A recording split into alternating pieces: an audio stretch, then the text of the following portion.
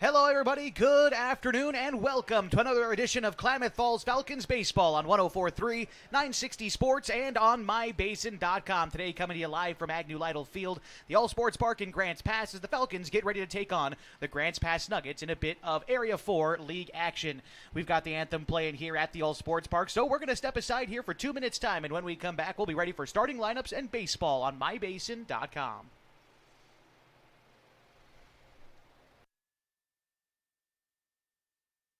When your care feels complicated, you need someone who won't back away. At Heartfelt, they are known for taking on the cases others won't. Complex, high-risk, and deeply personal situations that deserve real attention. They specialize in minimally invasive procedures, helping you heal faster and get back to your life, your family, your work. And they are here for the long term, not just one visit. No referrals needed, just care that truly shows up for you. Visit heartfeltobgyn.com or call 541-205-6890. Heartfelt OBGYN. Expert care when it matters most.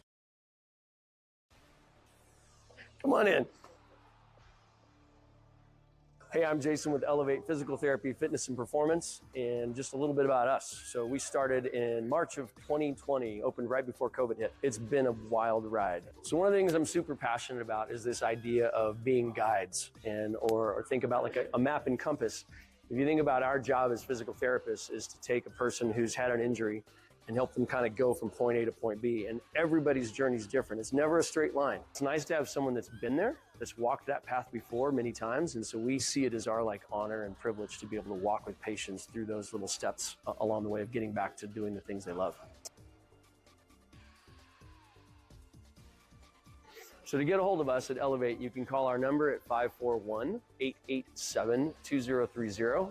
Check out our website, elevateptfp.com. Or check us out on Instagram, shoot us a message.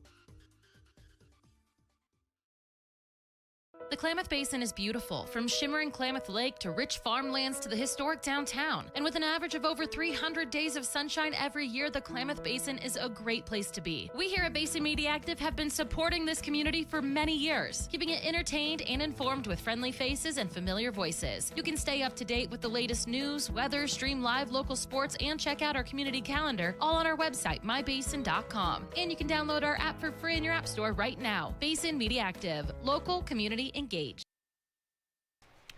Josh Eldridge and Walter Hartley welcoming you back to MyBasin.com and 104.3 and 960 Sports as we get ready for an Area 4 doubleheader between the Grants Pass Nuggets and your Klamath Falls Falcons. Entering play today, the Falcons with a 27-3 overall record, an unblemished 14-0 league mark. Grants Pass entering play today, 8-11 overall on the season, 5-9 in league play. Let's go ahead and introduce you to today's starting lineups, and we'll start with our visitors today, the Falcons in their red road uniforms. Leading off for them, the shortstop Carson Sims, followed by the first baseman Corbin Hamilton. Jacoby Takini, the catcher, bats third, followed by the third baseman Ian Meyer hitting cleanup. The pitcher Colin Takini bats fifth, followed by P.J. Safford, the designated hitter, batting sixth. Batting seventh is the right fielder Trustin Thomas. Ty Teeters is at second base hitting eighth, and batting ninth is the center fielder Harley Hoblet. They'll be going up against Landon Nash, the left-hander for Grants Pass on the hill today. The lineup behind him, Gage Gamby, the catcher, leads off, followed by Lawson O'Leary, the shortstop, batting second. Justin Bernoli is the first baseman hitting third. Byron Hill at third base batting fourth. Hitting fifth is the pitcher Landon Nash. The right fielder Jordan O'Driscoll bats sixth. Lakai Fitzsimmons is in left field batting seventh.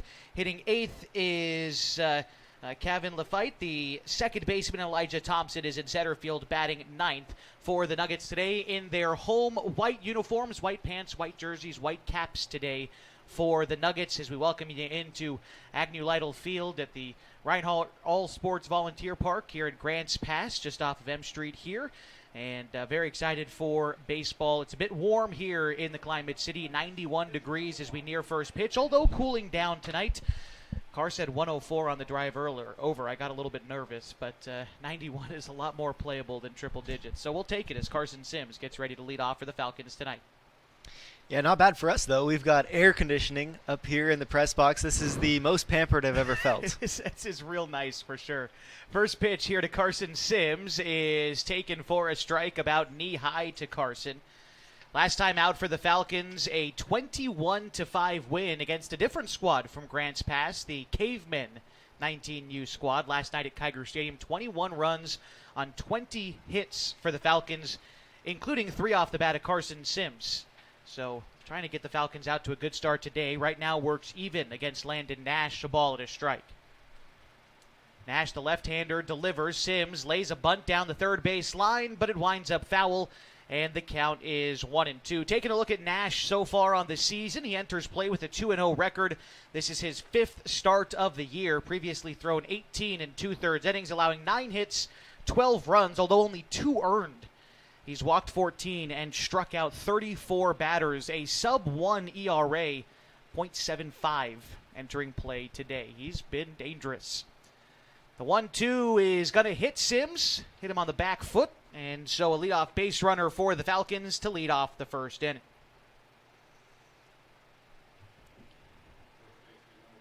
This brings up Corbin Hamilton today for the Falcons.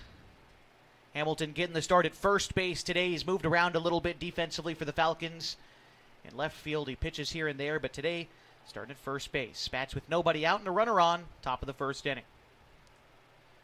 Hamilton shows bunt against Nash, lays this one down the third base side. Hill is up with it. The throw on to first is in time. And so Hamilton does his job, lays down a bunt, moves Sims into scoring position, gives us an opportunity to meet the defense for the Nuggets. Gage Gamby is their catcher, Byron Hill at third, Lawson O'Leary at short, Leifhart at second, Bernoulli at first, Fitzsimmons in left, Thompson in center, and O'Driscoll in right. Brings up Jacoby Takini for the Falcons.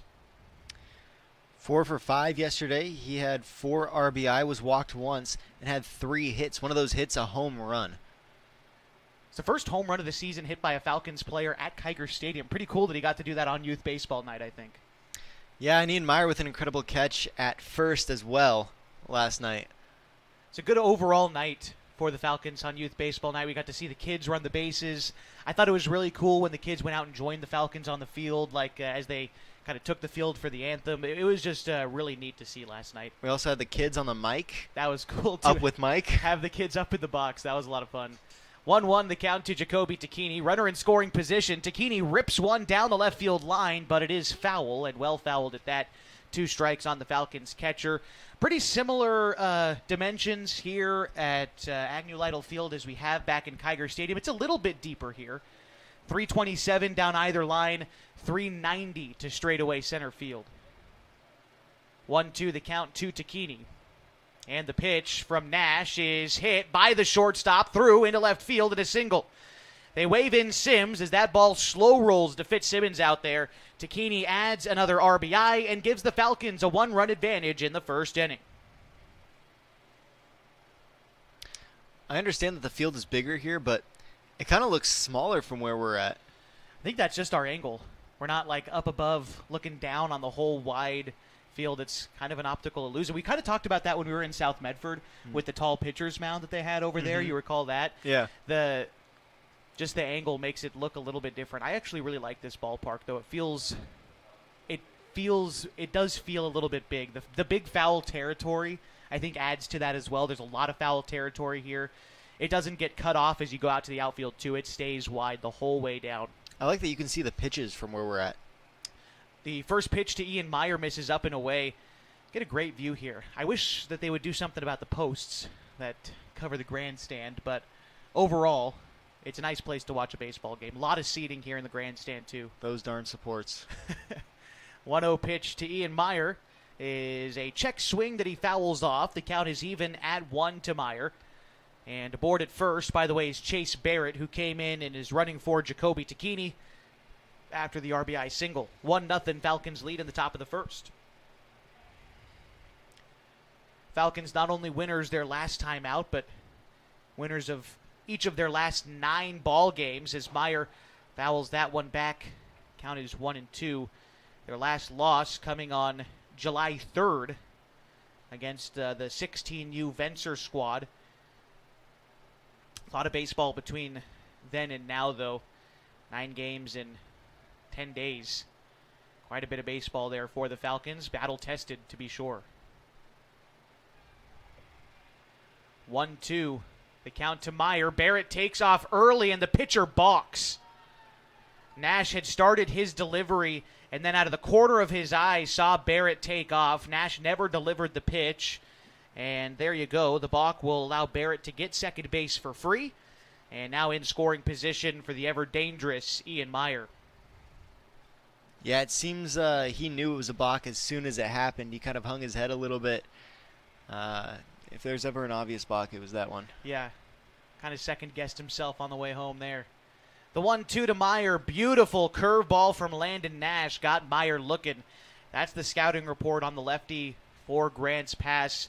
Good two-seam fastball running away from the righties, and then he can certainly drop the hammer, and he does so there on Ian Meyer for the second out in the first, and it brings up the Falcons pitcher, Colin Tacchini. Seems to me the top two teams in Area 4 are the same as last year. Fly ball center field. Might have to hold that thought for just a second as the play is made in center field. Thompson makes the grab.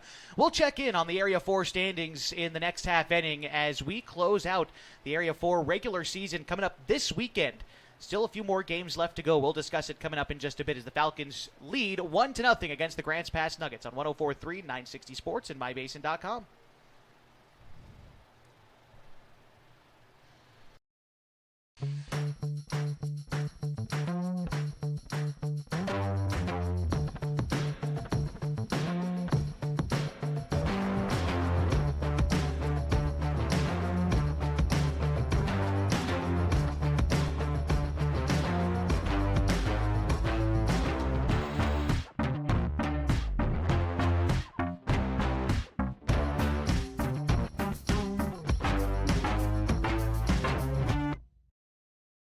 The Klamath Basin is beautiful, from shimmering Klamath Lake to rich farmlands to the historic downtown. And with an average of over 300 days of sunshine every year, the Klamath Basin is a great place to be. We here at Basin Media Active have been supporting this community for many years, keeping it entertained and informed with friendly faces and familiar voices. You can stay up to date with the latest news, weather, stream live local sports, and check out our community calendar, all on our website, mybasin.com. And you can download our app for free in your app store right now. Basin Media Active, local community engaged. Josh Eldridge back with you today on 104.3, 960 Sports and MyBasin.com. The Klamath Falls Falcons lead the Grants Pass Nuggets 1-0 as we get set for the bottom of the first inning. Right-hander on the hill today for the Falcons is Colin Tacchini. Yeah, Colin has a 2.23 ERA over 31.1 innings pitched. That's good for second on the team, only behind Colby Medeiros. Wow, that's kind of crazy. He has a 5-1 record as a pitcher. He's got 37 strikeouts as well. 37 strikeouts and 31 1/3. That's a pretty good mark there for Colin. A number that jumps out for him, there's two, and they kind of coincide with each other. That's batting average against. Teams are only hitting 180 against him. And he also limits base runners as well, a whip of .83. So he's limiting traffic on the base paths as well, and typically that turns into some success. Colin Tacchini getting the start today for the Falcons. Gage Gamby, Lawson O'Leary, Justin Bernoulli do up this half for the Nuggets. Trying to get back the one run they surrendered against the Falcons in the top half of the first. The RBI single came off the bat of Jacoby Tacchini. And now in steps Gage Gamby.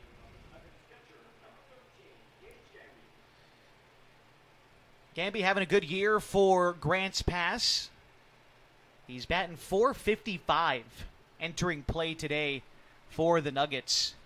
He leads off here. Not often you see a catcher in the leadoff spot, but they like Gamby here. First pitch from Tacchini. He's going to miss up and away. Count is 1-0. Corners in, at least at third base. Ian Meyer playing on the cut of the grass, maybe protecting a bunt against Gamby as Tacchini finds one low in the zone there, and the count is even at a ball and a strike to Gamby. Gage Gamby was a freshman this year at Hidden Valley High School as he waves and misses at the Tacchini curveball. There's now 2 strikes on him. Yeah, Hidden Valley, the second in the Skyline Conference. They were able to take a game off of Henley with a freshman catcher batting in the leadoff spot. It seems like they've got a future to their program there. Well, yeah, just looking at the Hidden Valley roster, which I have up here referencing it for some of these Nuggets players. They had quite a few underclassmen, and a lot of them are on this team here for the Nuggets. The two-strike offering misses wide, count runs full to Gage Gamby. And like you were kind of alluding to, Walter, the monopoly for Henley at the top of the Skyline Conference in the prep season is, well, I think it's still in effect. Hold that thought as they line a ball out to center field. That is over the head of Hoblet, playing far too shallow as that one rolls out near the wall. Gamby turns and heads for second. He's in there standing with a leadoff double for the Nuggets. Where I was going with that is, although they still won the league championship, it wasn't that perfect league record that they had been touting the last couple of years. For the first time in 4 years, Hidden Valley was able to take a game off of Henley in the prep season. And so certainly maybe some animosity or rivalry is always brewing between Henley and Hidden Valley kids, but certainly over this past year for sure as Lawson O'Leary gets ready to settle in. Yeah, I think they have a similar culture as well. Yeah. I mean, I would say that Grants Pass and Klamath Falls might even have a similar culture. I think yeah. I think the overall, not only the schools, but the kind of vibes of the town. Grants Pass a little bit bigger than Klamath Falls, of course. You get the I-5 kind of business off the main freeway there, but I think in terms of identity and culture and what they value, yeah, you're certainly right. First pitch curveball to Lawson O'Leary, called a strike, 0-1. O'Leary, another Hidden Valley kid, just wrapped up his sophomore year. Set on the hill is Colin Takini. Runner in scoring position is Gamby. Second baseman Teeters trying to keep him honest, and Takini delivers home. Another fly ball chance out to right center field, although this one looks like it's going to be a gapper, and it is. Down in one hopping off the wall. Lawson O'Leary's digging for three. One run is going to score. The throw to try to get him at third is late, and a triple for Lawson O'Leary, and it makes it a 1-1 ball game in the top of the first inning. Back-to-back deep extra base hits for the Nuggets, and the Falcons outfield have been playing shallow. I'm sure you'll start to see him back up now. That's back-to-back bombs over their head. Yeah, it's kind of crazy that we haven't really seen anything much like that this season, especially off of Colin. He's been our ace. He steps off, readjusts, gets ready to throw out of the stretch against Bernoulli. Here's the pitch from Colin Takini. He drops in a curveball that misses just inside, and count is 1-0. Bernoulli, a junior from North Valley High School, also here in the Grants Pass area. Not in the Skyline Conference, although they are returning to the Skyline Conference. They've spent the last few years in the 3A Southern Oregon Conference. This year, North Valley went 8-16 in the 3A classification. The 1-1 pitch to Bernoulli, another curveball. This time it misses wide, and Takini falls behind. Count is 2 balls and a strike to the first baseman for Grants Pass. Set again is Takini. Runner at third, nobody out, 1 run home. This time the curveball finds the zone. Count is 2-2. Looked just below the knees on the inside. Bernoulli maybe not thrilled with that strike call, but now he'll have to protect with 2 strikes on him against Colin Takini. Jacoby, the younger cousin, sets the target. Now the pitch, another off-speed pitch, and another swing and a miss. Bernoulli goes down on strikes for the first out in the first. I think he fouled that one off. Oh, he did. Good call. I think he might have fouled it back into Takini's glove, and he just couldn't squeeze it. So he'll stick around for at least another. Count is 2-2 to Bernoulli. Takini set, and the pitch. See if he goes curveball again, and he does, although this time Bernoulli drives it deep to left field, and again over the head of the Falcons outfielder.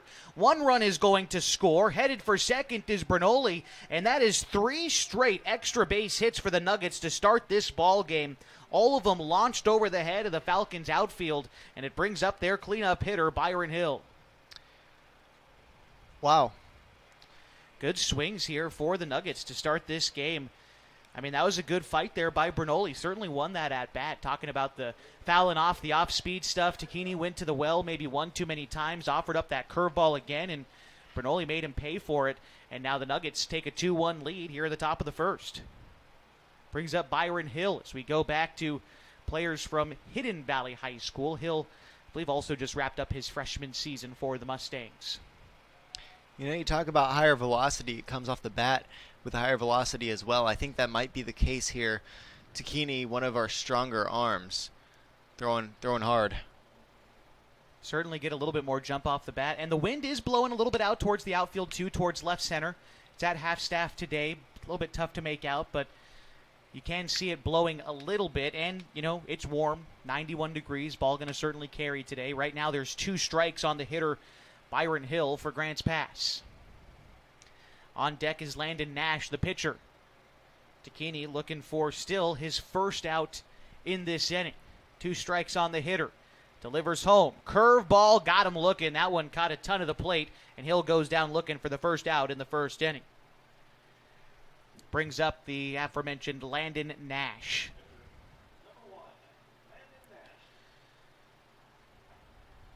Nash, known mostly for his prowess on the hill, but not a slouch in the box either. Bats .385 coming into play today for the Nuggets. And producer of 3 extra base hits on the season, puts him tied for second most on the team. Here's the pitch. It is going to miss inside. Takini looking for the inside fastball, not going to find it against Nash on the first pitch. He falls behind 1-0. Score 2-1. Nuggets leading the Falcons here in Grants Pass. 1-0 from Takini. Big lead out at second for Bernoulli. That pitch, by the way, called a strike. Count is even. Huge secondary lead for Bernoulli out there. We'll see if either Colin or Jacoby clocks it after that one. Takini wobbling a little bit on the mound, but he comes set, then steps off. I don't think he was fully in his mechanics there. Good opportunity to step off and reset some things for Colin Takini. Jacoby relays the sign back out there. Colin back set. We'll introduce you to the Falcons defense here after this 1-1 pitch. Colin delivers. Curveball misses outside. Jacoby Takini, the catcher today for the Falcons. Ian Myers at third. Carson Sims at short. Ty Teeters at second. And Corbin Hamilton at first. Mason Snell in left. Harley Hoblet in center. And Trustin Thomas in right. Left-handed bat of Landon Nash works ahead of Colin Takini. 2 balls and a strike. Half step back towards the bag for Bernoulli. The pitch delivered home. A bouncer up the middle. Sims plays it on an awkward hop and then overthrows Hamilton at first. And an E6 will allow a runner safe at first and Bernoulli to advance to third. Runners at the corner. Still just 1 out for Jordan O'Driscoll. Kind of took a odd hop on Sims. He was trying to field it up above his shoelaces. It skipped up to his belt. He was able to still get a glove on it, but I think having to stand up like that took him off of his balance and wound up making the throwing error. So there you go. Runners at the corners. Jordan O'Driscoll to bat now. I think, did we get a courtesy in there at first? I think we did. Try to find out who that is here in just a moment as O'Driscoll gets ready to dig in. Stands tall in that right-handed batter's box. Falcons have an opportunity at a double play if Takini can try to roll one up here with 1 out in the inning. Pitch in. Curveball is going to find the inside part of the zone. Takini ahead here 0-1. And over there at first running Ordonis for the Nuggets. Wind picking up a little bit here. Colin Takini set with the 0-1. Pitch on the way, goes fastball and gets O'Driscoll to swing over the top of it. And the count is 0-2 to the right fielder for the Nuggets. O'Driscoll on the season is batting .282 for the Nuggets. Do you have any height and weight stats on him? He looks like a big guy out there. Yeah, you're right, and I don't, but he does look like a tall player. He waves and misses at the outside fastball. Goes down on strikes for the second out in the first inning, and it brings up Lakai Fitzsimmons.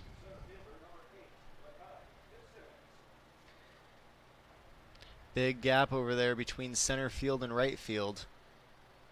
Yeah, you've got Thomas playing pretty close to the line. Hoblet playing to the left side of second base. Although the Nuggets have been pulling the ball a little bit today to the deep part of the field, Craig Connor comes out for the Falcons, has a quick chat with Colin Takini. Let's take this minute to talk about the standings here in Area 4 as we enter play today. The Falcons atop the league right now, 14-0. But what's on the line today, Walter? We were talking about this on the drive over. Falcons needing to win at least 3 of their final 6 games here down the stretch to shore up a league title. Anything less than that leaves it up to chance with Central Point, who's right now only 4 games back. Yeah, same 2 teams as last year atop the Area 4 standings. Central Point winning the Area 4 league, what would you say, championship last year? Yeah. Klamath Falls coming in second. Now it's the other way around this year so far. Grants Pass is in 5th place entering play today, a couple of games back of North Medford, who's 8-10. South is in 3rd place.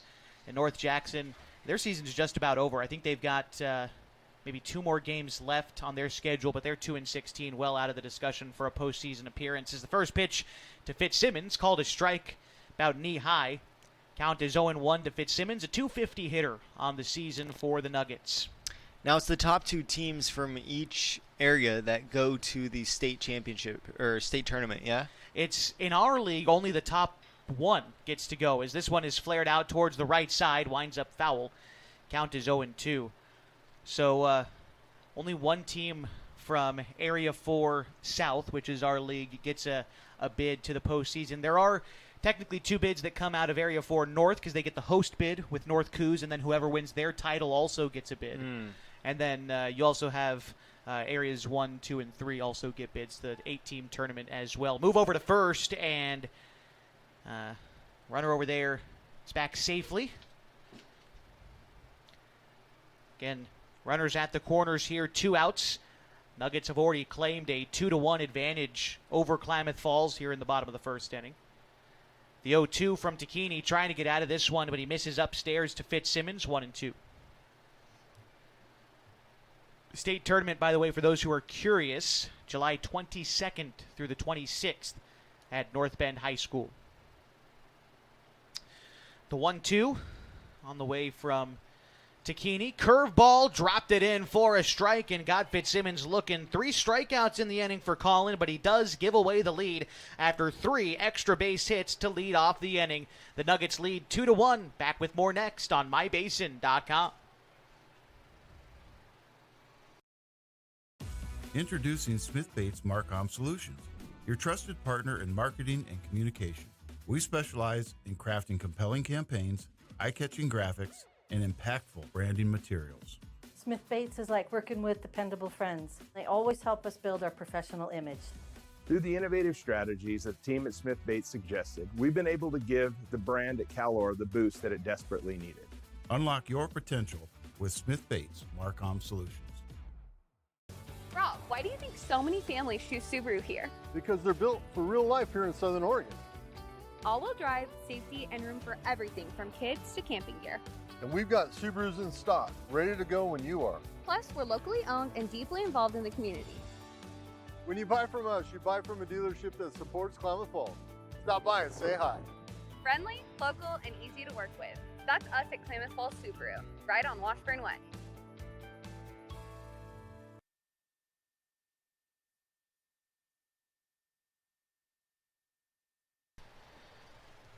Six, 7, 8 due up for the Falcons in the top of the second inning of an area doubleheader today from Grants Pass between the Nuggets and your Klamath Falls Falcons. 2-1 the score. Nuggets took the lead in the bottom half of the first. 2 runs came on 3 hits. They left a couple of runners stranded, but now Landon Nash is going to try to protect the 1-run lead for Grants Pass as he faces Safford, Thomas, and Teeters.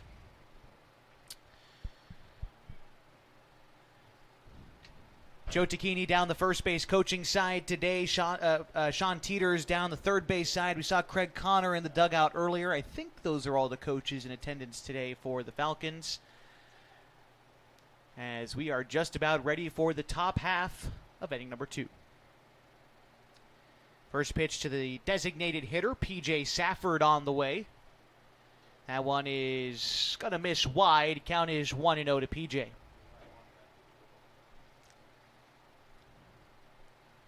Batting here against the left-hander, Nash. The 1-0 is a bouncer out towards second.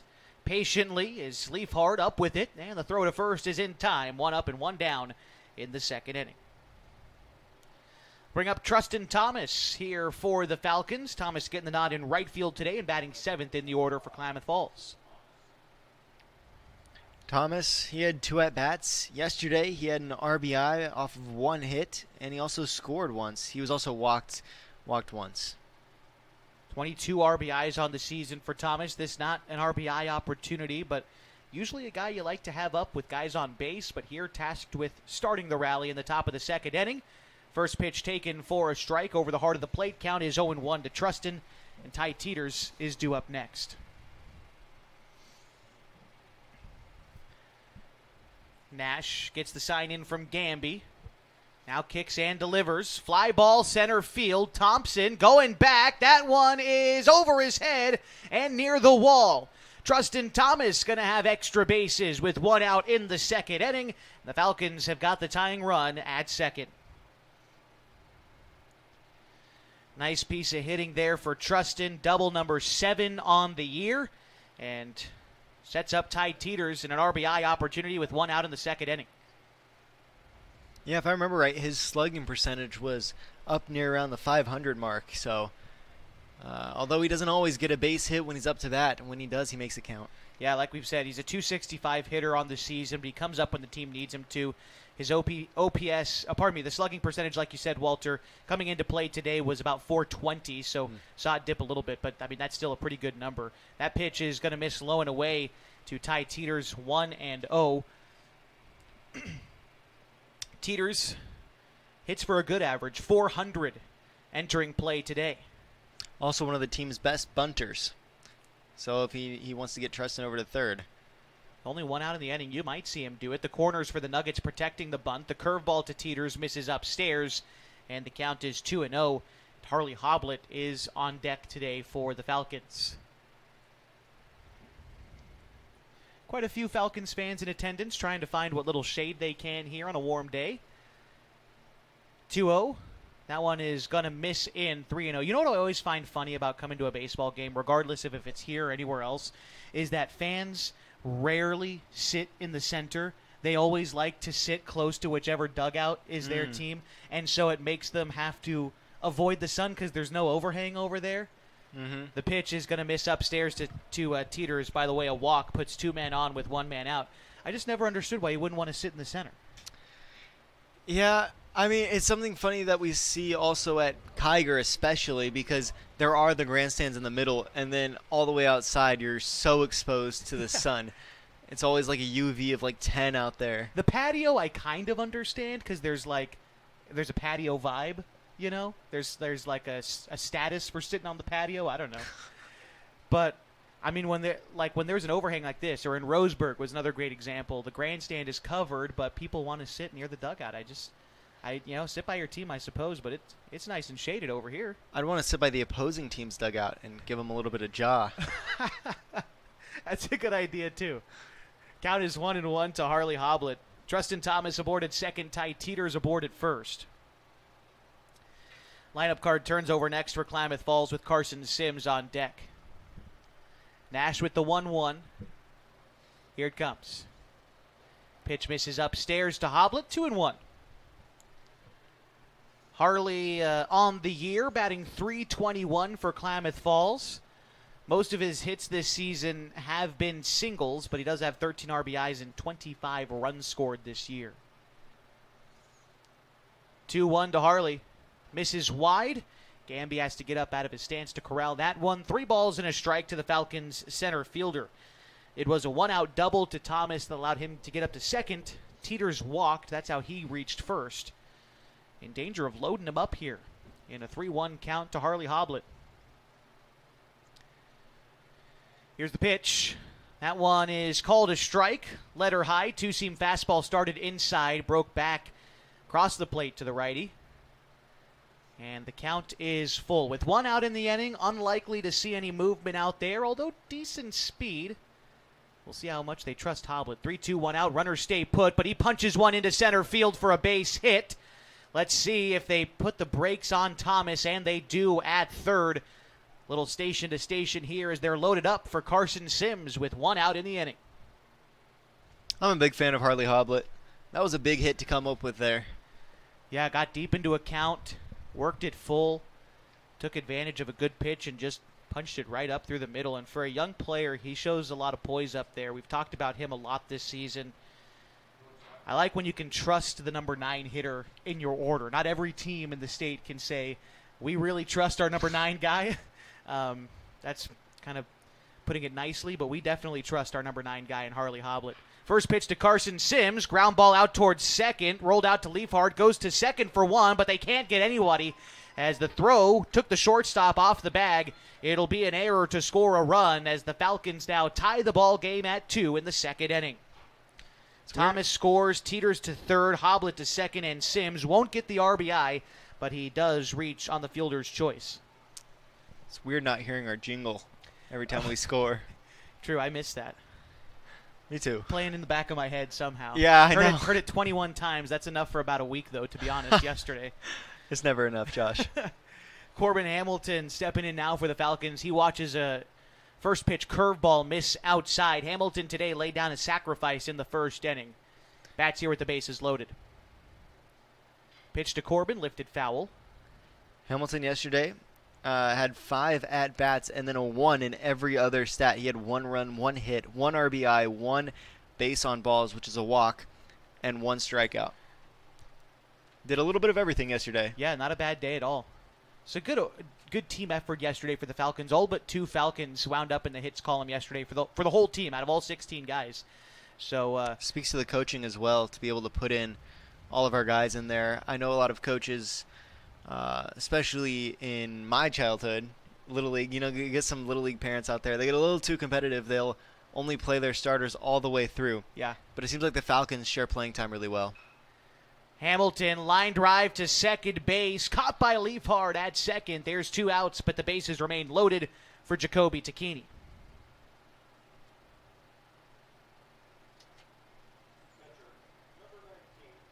Hit it right to him. That's kind of unfortunate.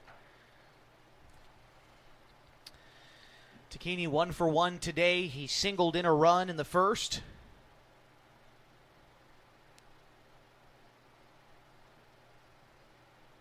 Here's the pitch.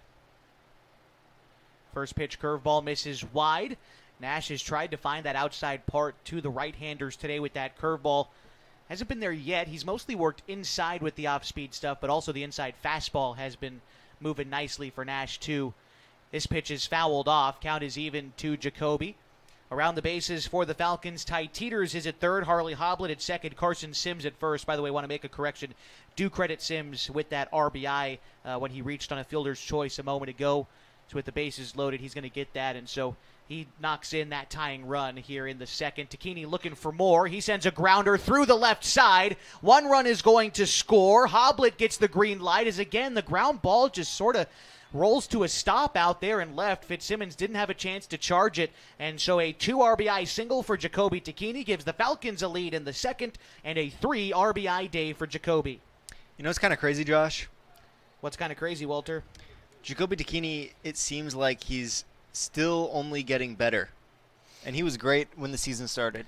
Yeah, he has gotten stronger as the season has gone along. He's played a lot of baseball in his young career, playing Falcons between his 8th grade and freshman season, and that was my first introduction to him, and he's only gotten better. It's been a joy to watch. Coming up in spots like he just did to give his team a lead. Falcons up 4-2. First pitch to Ian Meyer, taken for a strike. Count is 0-1. Here's the pitch. Meyer hits one in the air, right side. A lot of foul territory, though. Bernoulli moving in near the bullpen, unable to make the catch, though. The count remains 0-2 to Meyer. Again, with all that foul territory, it certainly helps the pitchers out when you give your defense a chance to make a play in foul territory. Bernoulli gave good effort, but just kind of overran that one. Don't be shocked if we see a couple more like that tonight. That might be out of play at a place like Kiger Stadium, but playable for a defense this evening. I can only imagine how far a base runner could get with a backstop this deep. Runner taken off for third. A huge head start for Sims. That was great aggressive base running. The pitcher turned to him. Just got a great running start and Straight stole third without a throw. Rarely see that. That's great base running there for Sims. Runners at the corners. There are 2 strikes on Meyer. 1-2 the count. Now the runner from first takes off. Barrett is going to wind up at second as Nash has to step off. Not exactly sure what's going on in the infield for the Nuggets there. Maybe a lack of communication as both guys just got the next base for free. Meyer now in a golden RBI opportunity. See if he can't punch something out there even with 2 strikes on him. The pitch from Nash. Meyer, ground ball, left side, through, and a single. Sims will score. And rounding third, headed for home, is Chase Barrett, the courtesy runner in for Jacoby Takini. They both come home as Meyer adds another 2 runs to the Falcons' total. It's 6-2 in the top of the second inning. And whether that was a lack of paying attention from the Nuggets infield or intuition from the coaching staff for the Falcons or their base runners, moving those 2 guys up into scoring position earned a couple of runs there. That's great baseball for the Falcons. First pitch on the way to Colin Takini. Runner on the move. It's a line drive to shortstop, but nobody's home as he went to cover the bag. Rounding second and headed for third is Meyer. Runners at the corners on a well-executed hit and run for Colin Takini. And the Falcons have batted around here in the second. It's P.J. Safford.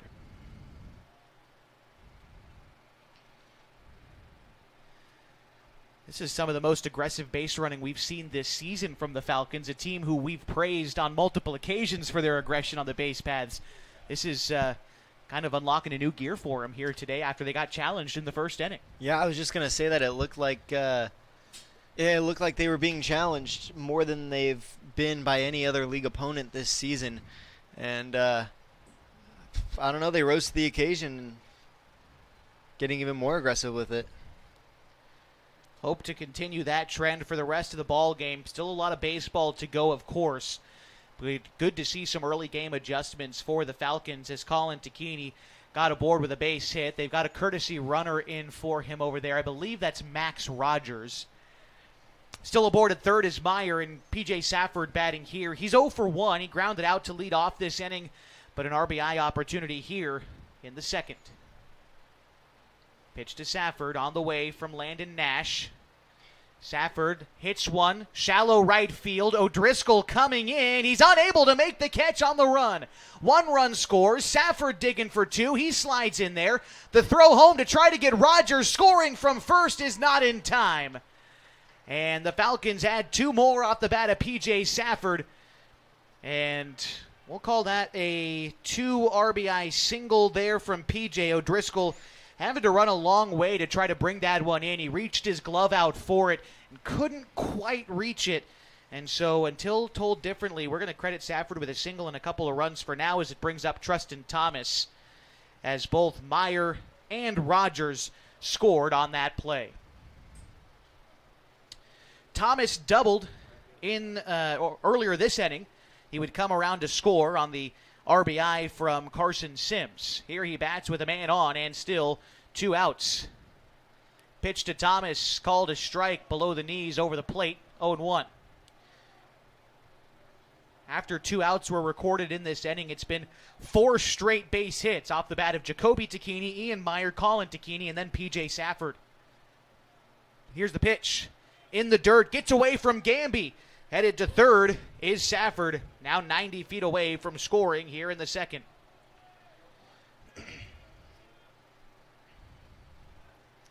Like we've said, Thomas, a guy you like to have with runners on.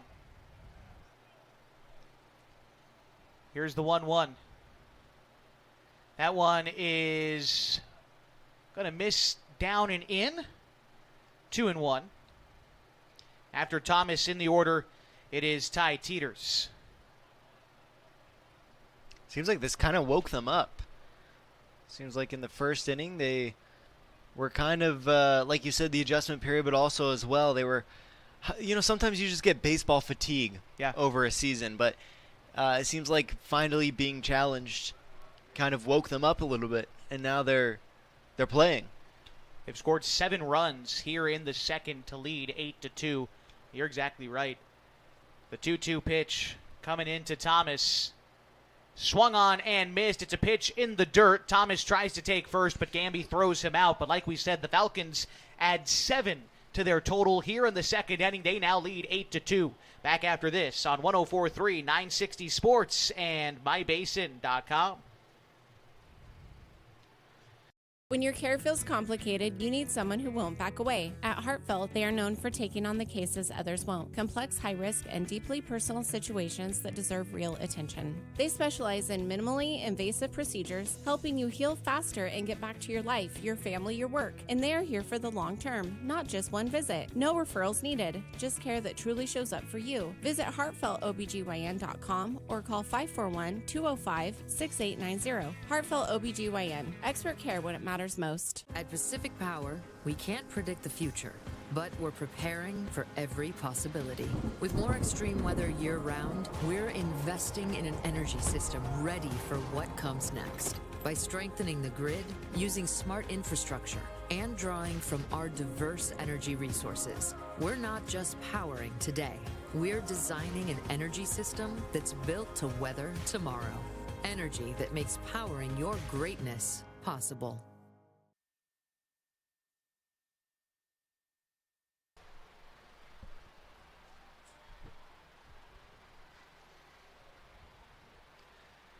Getting set now for the bottom half of inning number 2 on 104.3, 960 Sports and mybasin.com. It's 8, 9, and 1 due up in this half for the Nuggets. Leafheit, Thompson, and Gamby as they try to climb back into this game. They were leading last time in the bottom of the first inning. And the Falcons scored 7 in the top half of this second inning. Now the Nuggets behind by 6. Kevin Leafhart getting ready to step in now. He bats for the Nuggets from the right side here, the starting second baseman or the Grants Pass squad today. Here's the first pitch from Colin Takini. And that one misses up and in. 1-0. Leafhart checks his swing on that one.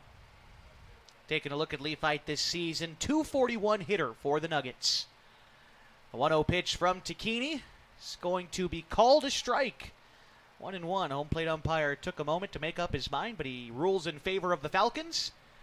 They'll take that outside strike call. The count's even to Leafhart. The pitch on the way. Curveball, line drive, left field, base hit. And a leadoff single for the Nuggets in the second.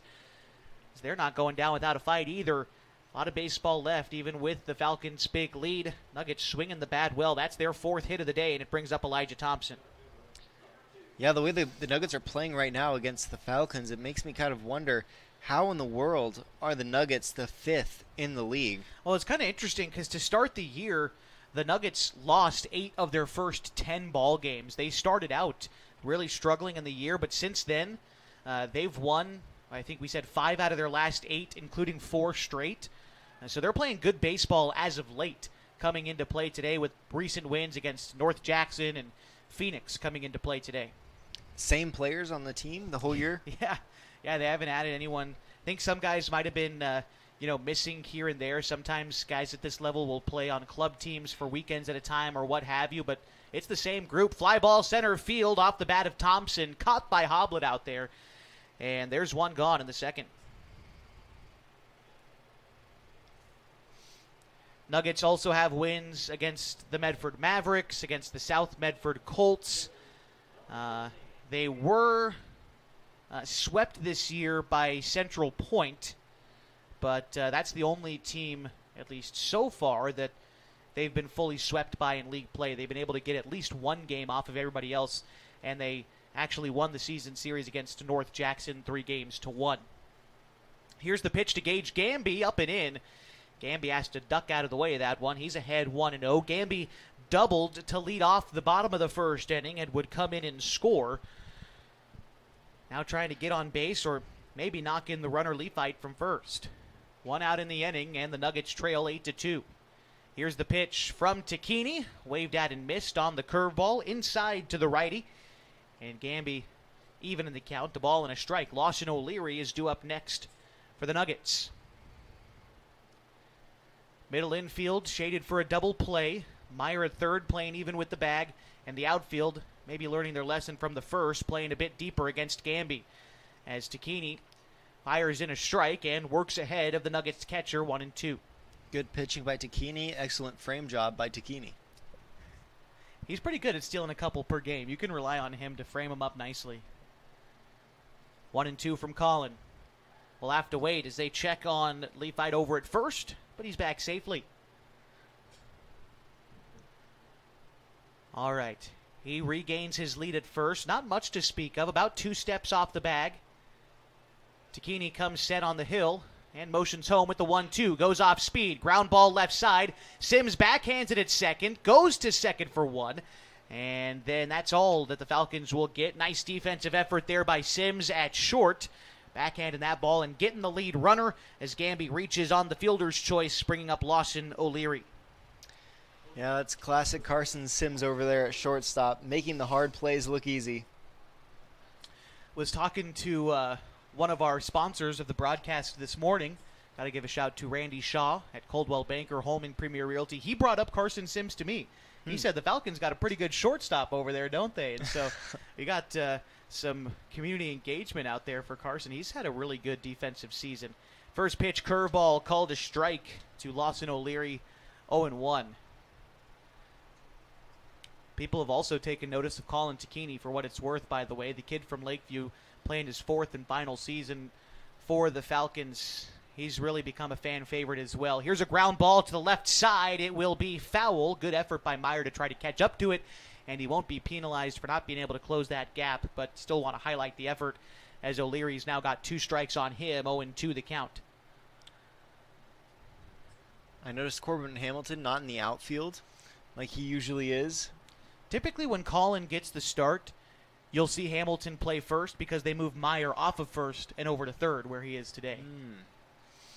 The 0-2 home, misses upstairs, maybe a pitch out to see if Gamby was up to no good over there at first, but it seems like he'll stay put. Counts 1-2 to O'Leary. It's the benefit of having a guy, I suppose like both of them, Meyer and Hamilton, who can just play multiple spots. Hamilton feels a lot more comfortable in the outfield as of late, but he can certainly play opposite the hot corner. Pitch in, called a strike. The throw down to get the runner is a moot point because it was a strikeout looking to O'Leary at the plate. And Takini leaves a runner stranded to get out of the second inning. The Falcons still lead 8-2. We'll be back after this on mybasin.com.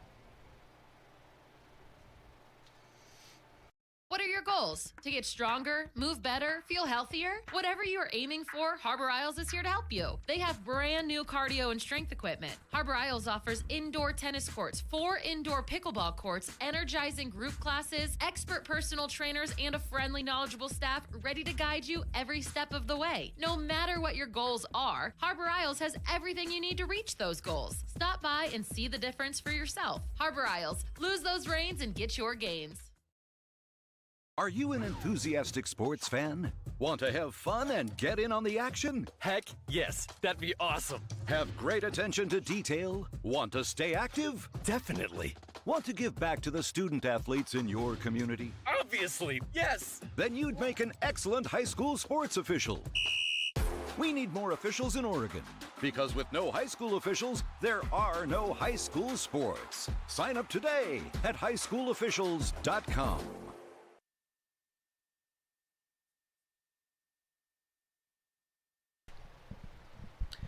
Top of the third inning, the Klamath Falls Falcons lead the Grants Pass Nuggets a score of 8-2. Game 1 of an Area 4 doubleheader this afternoon from the Climate City in Grants Pass.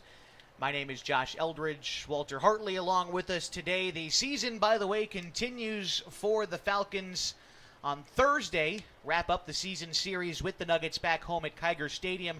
There's been rumblings of the Falcons being invited to a tournament in the Rogue Valley this coming weekend on Friday and Saturday, although I've only heard rumblings. I haven't heard the official schedule, but they might be adding some games tentatively on Friday and Saturday. Right now, as it stands, the official released schedule is the regular season ends on Sunday at Kiger Stadium, a doubleheader against Central Point. That will be the last time to see the Falcons in person at home this season. The hope is to continue playing well through these final 6 games and make a bid to the state tournament, which will be in North Bend, although don't want to count our chickens before they hatch, but that, of course, the Falcons on pace for it, to say the least. Here's the first pitch to Ty Teeters. It finds the zone on the outside. Count is 0-1. Falcons need to win at least 3 of their final 6 games down the stretch to be crowned league champions. Here's the pitch outside to Ty Teeters. Count is now 1-1. What an excellent piece of scheduling. Playing our league rivals at home for our last regular season game, that is an awesome way to end the season. I liked that too when I saw the schedule released at the beginning of the season. Teeters bounces one up the middle, and it is through into center field for a leadoff single for Ty, despite good effort from the second baseman for the Nuggets. A leadoff knock for Teeters, and it brings up Harley Hoblet. Now the Falcons, for their sake, are hoping that it doesn't take until Sunday to win a league championship. They're going to hope to do it on Thursday night at home against these Nuggets, but of course trying to grab 2 wins here tonight is a part of that, and then picking up 1 on Thursday, although I suppose even a split here on the road, which you're always comfortable with, and then trying to grab a couple at home too would be just as nice. Although for these Falcons who have not lost a league game yet, losing to the 5th out of 6 teams in Area 4 would be quite the upset. It would certainly be, but again, the Nuggets are playing well as of late. I mean, they might have started slow, but like we've said, winners of 5 of their last 8 and 4 straight. It's a good ball club here in Grants Pass. Hoblet tries to lay down a bunt, comes up empty. The count is 0-2. One of the things we were kind of talking about is that both of these teams, if you rewind the clock only 2 seasons ago, they were AAA ball clubs, both the Nuggets and the Falcons. This is the Nuggets' first season in Single A. It's the Falcons' second season. But 2 historically pretty good ball clubs, as that 0-2 pitch comes in and hits Hoblet.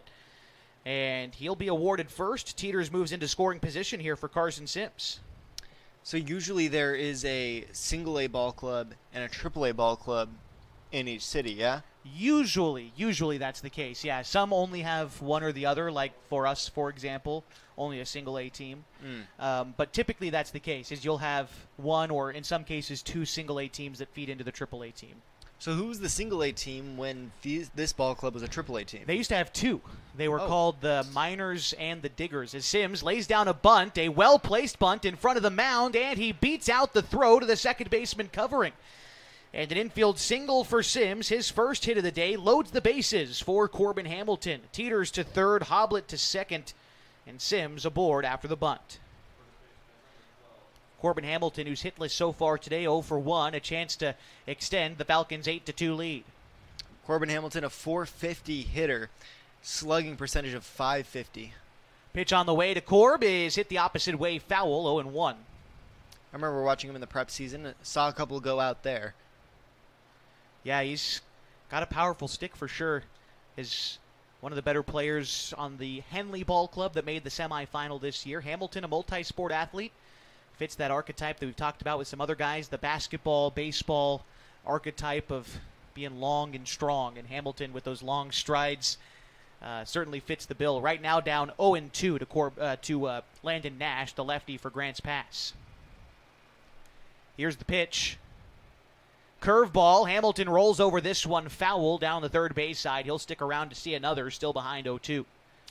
I don't know if Corbin Hamilton is a farm kid, but that is definitely the stereotype of Henley, is that they've got those farm kid strength. Yeah. You know, they've been growing up baling hay, tossing hay.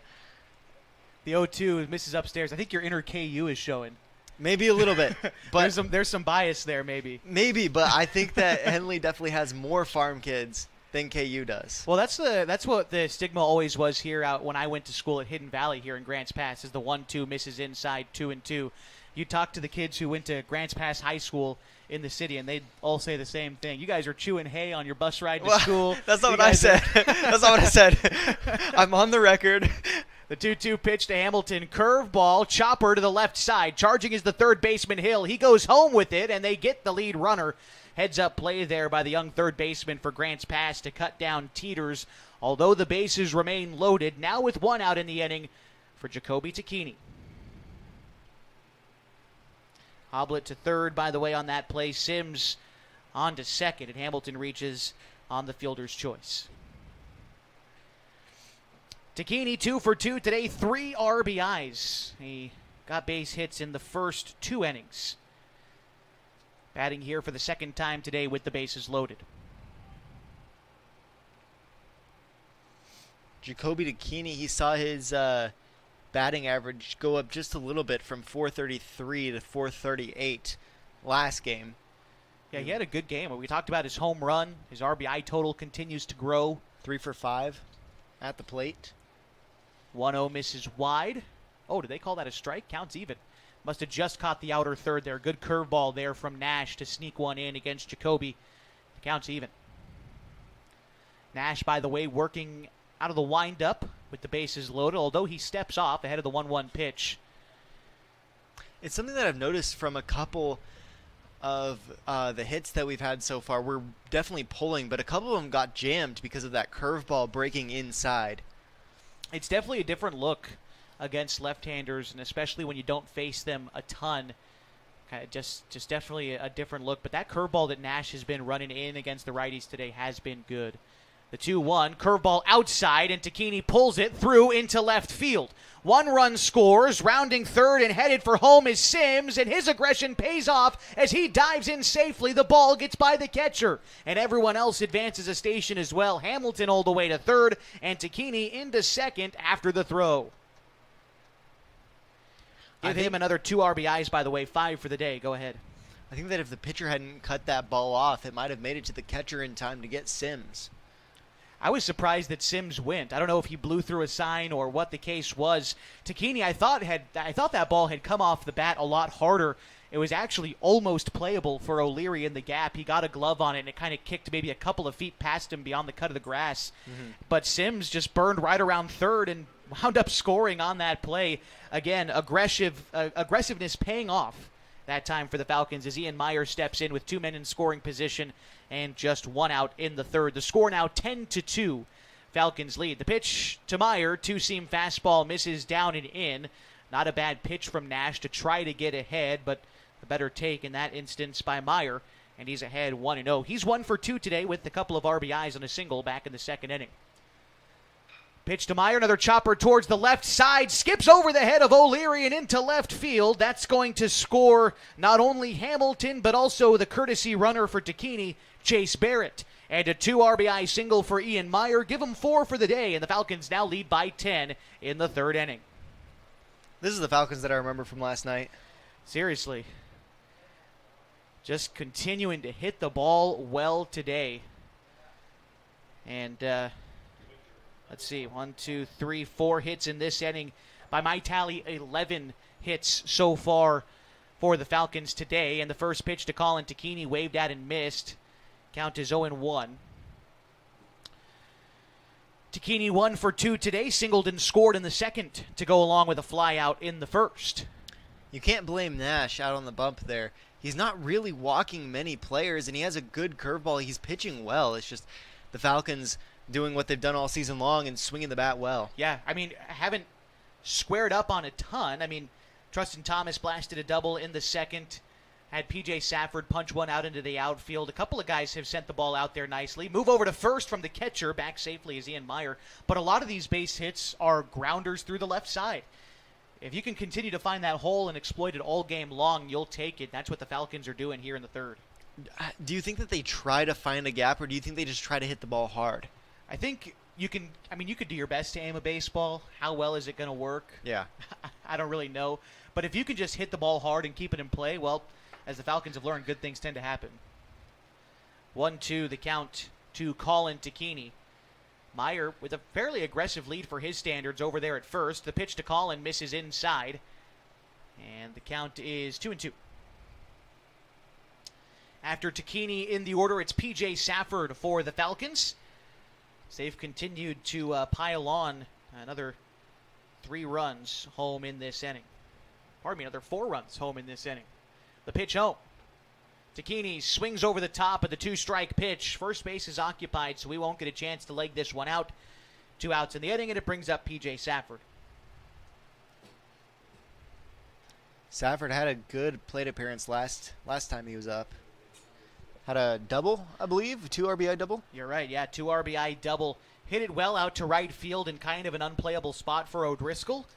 And was able to take advantage of an overplay from the right fielder to wind up with a 2-bagger, and Nash starts Safford out with a pretty filthy breaking pitch. That was a wiffle ball pitch if I've ever seen one. 0-1 the count to P.J. Trustin Thomas is due up next. Here's the offering to Safford. Another inside breaking ball to the righty, this time well inside. Count is 1-1 to PJ. On the season, Safford bats .348. Just notched his second extra base hit of the season in his previous at-bat. 22 singles, 1 double, 1 triple. Here's the 1-1. Hold on just a moment as they check on Meyer at first. But the third baseman for the Falcons is back safely. All right. Temperature's starting to go down a little bit. We broke into the 80s. Oh, man. 89 degrees out here. It's practically freezing. Boy, does it feel nice. The pitch to Safford misses outside, 2-1. Yeah, well, the air conditioning behind us is pretty nice, so I can live with that. Whatever temperature it is outside doesn't affect me anymore. Although, it affects the players. I want to make sure these boys staying hydrated out there. 2-1. Pitch to Safford, sent on the ground to third. Hill snags it, kind of an awkward hop, but he plays it well. It makes the throw across the diamond in time to get Safford. The Falcons, though, add 4 in this half inning with RBI hits from Ian Meyer and Jacoby Tacchini. They now lead by 10 as we head to the bottom half of inning number 3 next on 104.3 960 Sports and MyBasin.com. There's something special about this place. It's more than the quiet mornings and the open skies. It's more than the scenery. It's the people. Around here, people still wave when you pass by. They check in when something's wrong. They show up when it matters. At Sage Credit Union, we're proud to live and work in a region that believes in each other. A place where neighbors lend a hand, small businesses thrive, and generosity runs deep. We believe that being part of a community means giving back to it, not just with dollars, but with time, effort, and heart. That's why our employees earn paid volunteer time. That's why you'll see us at food drives, fundraisers, and the local fair. We show up for our community. This isn't just where we work. This is where we live, where we give, and where we grow. Right here, in the coffee shop, at the fundraiser, and in our local branch. At Sage Credit Union, we've found our people. We'll see you around town.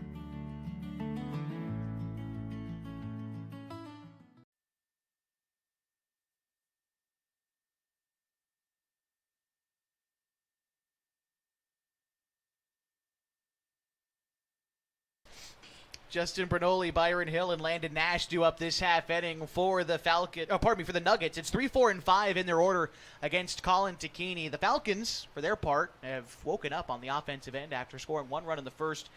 They added 7 in the second, 4 more in the top of the third to build out a 10-run advantage against Grants Pass coming into this bottom half of the third inning. Bernoulli leading off has 1 for 1 today. He doubled in a run in the first inning. So if anyone's going to get your rally started, it's going to be the middle of this order who were responsible for the 2 runs that the Nuggets scored in the first. Here's the pitch from Colin Tacchini. It's swung over the top of from Bernoulli, and the count is 0-1. No changes around the diamond for the Falcons yet. Sometimes towards the middle of the ball game, you'll see a couple of guys start to rotate in on the defensive end, but none yet, as we're only just getting started in the third, and there's 2 strikes on Bernoulli. The offering from Tacchini.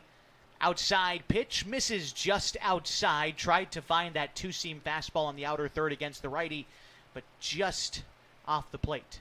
And so, try again. Strike 2 of this at bat.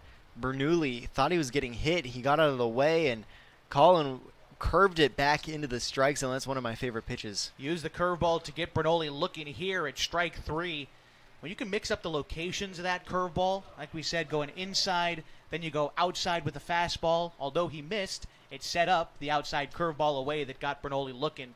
So a great at-bat there on the pitcher's side from Colin Tacchini, and now he works against Byron Hill. Starts him out with a curveball. Big bender for strike 1. You could throw that curveball for a first pitch strike. Dangerous stuff from Colin here, right there. Count 0-1. Another curveball, this time a swing and a miss to Hill. Lots of times I see these Falcons go up to bat and they make it look so easy. I'm like, maybe if I just got in the batter's box, closed my eyes, and took a swing, maybe I'd hit the ball. But I think your behind might hit the floor swinging out of your shoes against that curveball. Tacchini's working it good. That one misses inside. 1-2 the count to Hill. That's basically my point. That's 5 feet out of the zone. What do you mean?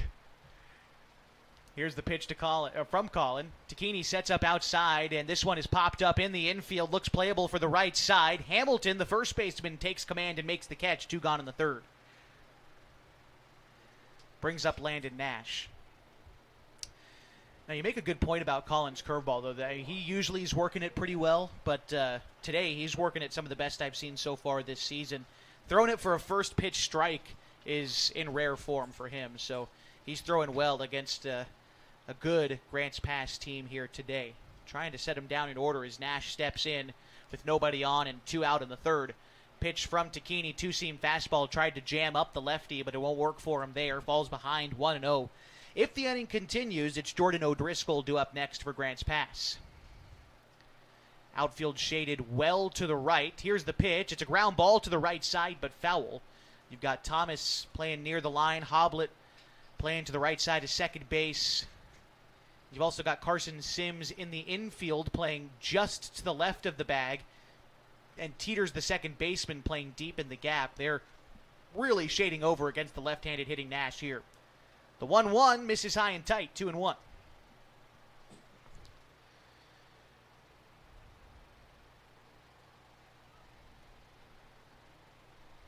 Takini out of the windup.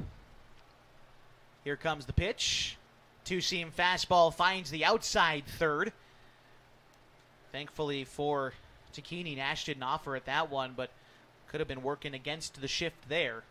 Count is 3-1. Here's the pitch from Colin. That one is going to miss in. Now the count's 3-1. Nope, 3-2. I must have missed a couple pitches in there somewhere. Full count. All right, here we go. Colin Takini, the pitch is swung on and missed, but it's in the dirt. A chance for Nash to take first, but Jacoby Takini collects himself behind the dish, comes on out, makes the throw, and that will retire the side. A couple of strikeouts for Colin in the third inning, but they carry a lead. It's 12-2 as we go to the top half of the fourth next on mybasin.com.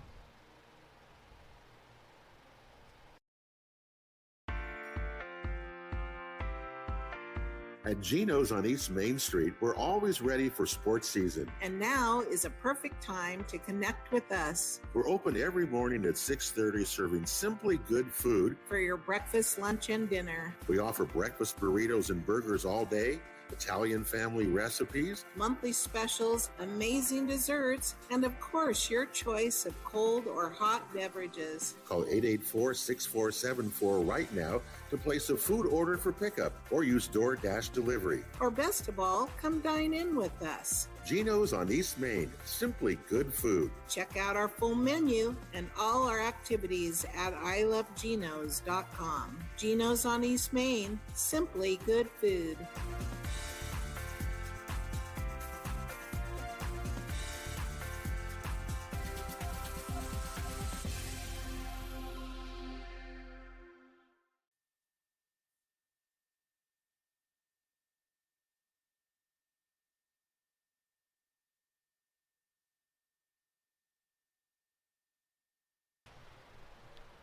Getting set now for the top half of inning number 4, a game that the Klamath Falls Falcons lead the Grants Pass Nuggets 12-2.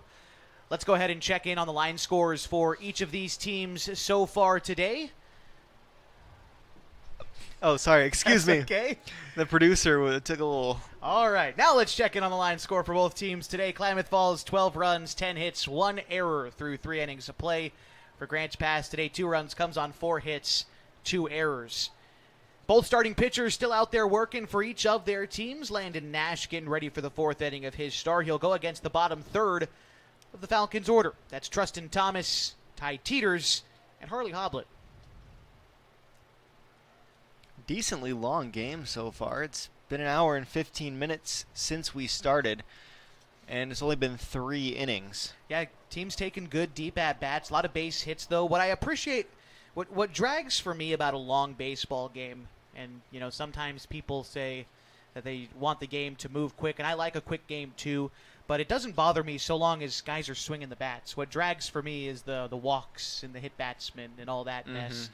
But so far today, we've limited errors, we've limited free passes, both teams hitting the ball. And so even if the game is moving a little bit slower than typical, it's been exciting so far. There's things happening, so... I'm excited. Trustin Thomas takes a pitch outside, 1-0. He's 1 for 2 today, doubled in the second, struck out in that same inning. Takes a pitch outside there, works ahead, 2-0.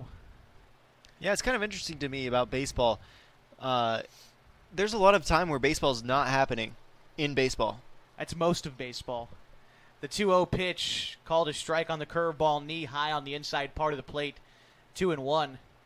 I think that kind of adds to a little bit of what you talked about earlier, the kind of baseball fatigue you feel at this point in the season because, yeah, like we're winning a lot of games, playing a lot of baseball, but at the same time, for some guys, there's a lot of sitting in the dugout. For others, there's a lot of standing around in the outfield. There's not much going on. Especially when we have these long offensive at-bats, too. I mean, everyone's sitting in the dugout for a long time. There is a lot of downtime. But I think, here's a 2-2 pitch to Trustin Thomas, misses outside 3-2. I think the good teams find ways to kill time. And the Falcons, who've spent a lot more time together than a lot of other teams, we kind of talked about the disparity in the amount of games they've played compared to some other teams in our league. 3-2 is fouled off. Thomas will get to see another. Yeah, the Falcons have played 50% more games than the Grants Pass Nuggets have. So I think there's maybe, I don't want to speak to the bond that Grants Pass is experienced. I don't know. I'm not a part of their team. I'm not in the dugout, but I can certainly speak to the Falcons who've come close together. They've had a lot of friendships and bonds over the course of this season and seasons past as Thomas works a walk and will get a base for his trouble to lead off the fourth inning. And so you find things to do, for sure. But you're right. There's a lot of non-baseball going on in baseball. I think the only person who hasn't really experienced all that much boredom is Jacoby Dakini. But he's probably experiencing physical exhaustion. Yeah. Catching a ton of games for the Falcons this year. Physical fatigue there.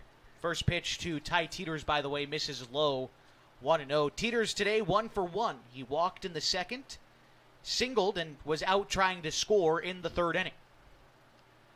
Thomas with a modest lead off of first. Here's the pitch to Teeters. Curveball drops in. Oh, just misses up. That looked good from Nash, but Teeters gets the benefit of the doubt there and works ahead 2-0. Nash set. The lefty motions home. Two-seam fastball. That one is in the zone. And the count is 2-1. Nice job for Nash working inside against the righty. Starts inside and then just leaks kind of back across the plate. Good take from Teeters, though, as well. Want to stick around to see a better pitch than that. He watches a curveball drop low, 3-1.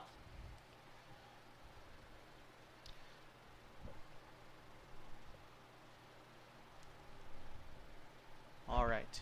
Second baseman Leafhart cheated a little bit over for a double play, so a gap on the right side there. The shortstop O'Leary pretty much playing straight away. The 3-1 pitch will miss inside to Teeters, and as we talked about at the top of the inning, might have jinxed it a little bit. Back-to-back walks from the pitching staff for Grants Pass to start this fourth inning. This sets up Harley Hoblet in an RBI opportunity with nobody out in the fourth. You get a lot of base hits back to back on you, and you start to want to work kind of around the zone, but not in the zone as much, and that can lead to more walks. Harley Hoblet takes strike one, works ahead here 0-1. Yeah, that could be part of it as well. I mean, he is still working around the zone. Nash might be feeling squeezed a little bit, so maybe trying to work around some of these Falcons hitters who have just been able to find their way on base today. It's been a good offensive output here in the first game for the Falcons. Counts 1-1 now to Harley. Do you think the Falcons winning so many games is a self-fulfilling prophecy? In some cases, yes. We'll hold that thought for a second. The 1-1 is lifted into the air to center field. Thompson settles underneath it, makes the catch. No one tagging. And there is one out in the inning. I think in some cases it can be. But I think that's just a product of youth baseball as a whole. You know what I mean? When you see a team that has pretty impressive record, right? 27-3, 14-0. I think that's just something that youth baseball players and coaches kind of deal with, where you look at games on your schedule and you say, who are we pitching? How are we going to get through these games? But credit to Grants Pass. I mean, Landon Nash is one of their top guys. They're throwing him against Klamath Falls today. And, he's given up his fair share of hits. There's no doubt about that. But his stuff moves. He's got a good fastball. Not a slouch by any means up there. And so I think in some cases, yeah, it is self-fulfilling, but still got to go out there and play these games at the end of the day. I'm just talking about like last night's win. You know, you have a 27-3 record. Pitch in the dirt, by the way. Sorry, no one moving on that one. Thomas remains at second. Teeter's still at first. I guess I'm just asking if you think that the confidence that we're able to gain from our overall record contributes to wins in the future. 2-0 pitch to Sims, looked at for ball 3. I think for us it does. We found a way, I think, through the road schedule that they've played. You know, they had that week-long road trip at the end of June. You're in Roseburg for 4 days for a 4th of July tournament. We're continuing to add road games. The team can certainly pack their confidence on the bus, you know what I mean, and bring it on the road. And as Sims walks, the bases are loaded for Corbin Hamilton. They've been able to do that at a pretty high clip this season. So if that's what you're asking, then yeah, the Falcons have figured out a way to play real tough on the road. Thomas to third, Teeters to second, Sims aboard on the walk, and this will trigger a conference on the mound for Grants Pass, and it looks like we might be getting a pitching change as a right-hander follows coach out of the Grants Pass dugout. We will step aside here for 60 seconds, give the new arms some time to warm up as the Klamath Falls Falcons lead in this one, a score of 12-2 in the top of the 4th inning. Back after this.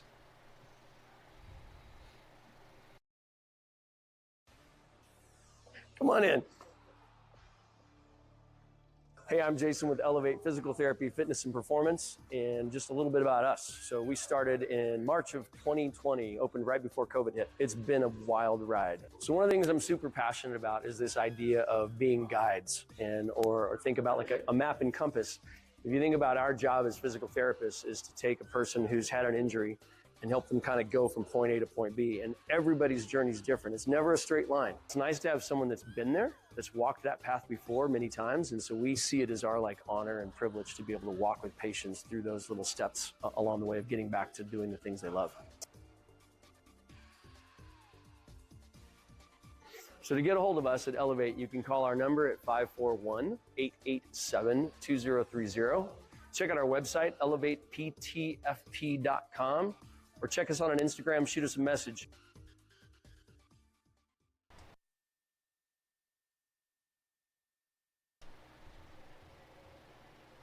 Top of the 4th inning, and the bases are loaded for Klamath Falls here in the 4th, as it'll be Corbin Hamilton, Jacoby Tacchini, and Ian Meyer against Lyric Anderton, the new right-hander on the bump for the Nuggets. Taking a look at Lyric so far this year, only one previous outing. He faced 7 batters in 1 1/3 innings pitched. Gave up a hit and 2 runs. Neither of them were earned, though. And so still an unblemished ERA, but a very small sample size for the senior-to-be from North Valley High School. Anderton will look to work himself out of a jam here in the 4th. Like I said, 1 out and the bases are loaded, and he'll have to go through the teeth of this Falcons order. Yeah, this isn't a situation I'm very jealous of inheriting. Yeah, not desirable to say the least, but be curious to see how he works out of this one, how they attack Corbin Hamilton. Hitless so far today, but a great opportunity to extend this 10-run advantage for the Falcons.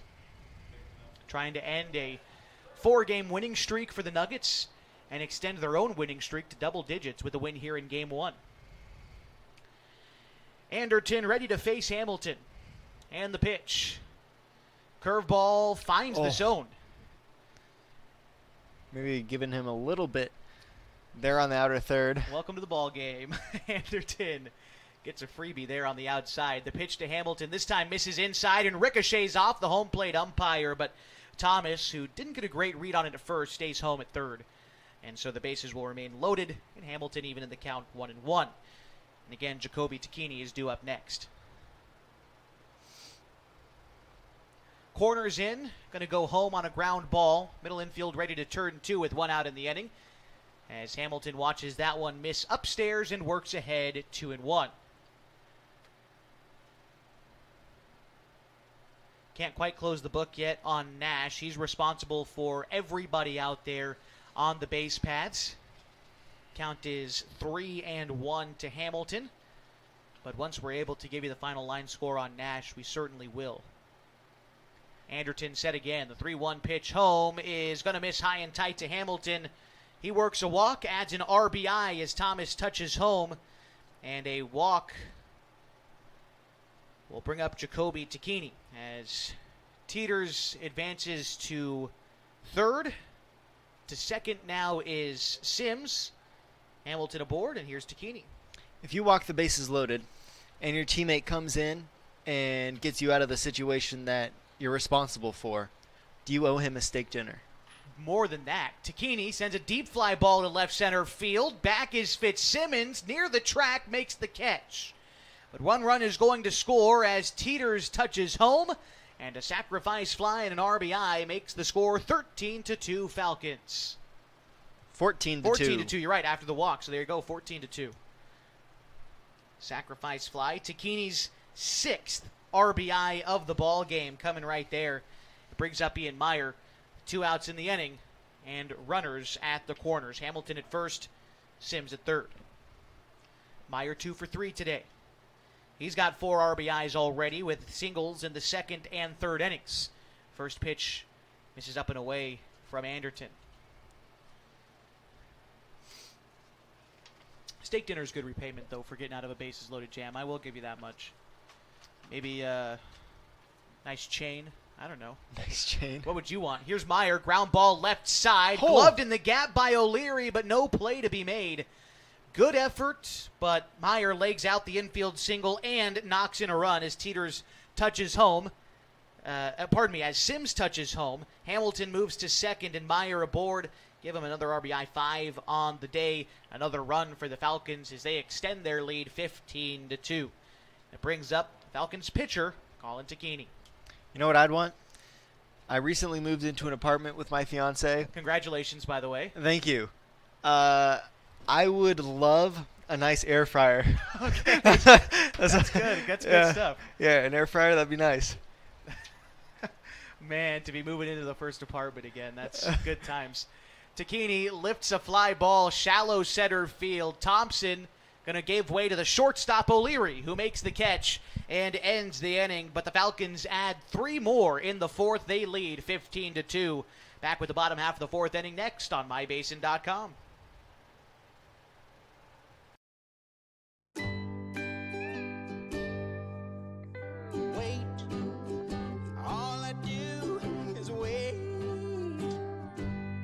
So lonely, I just sigh and moan.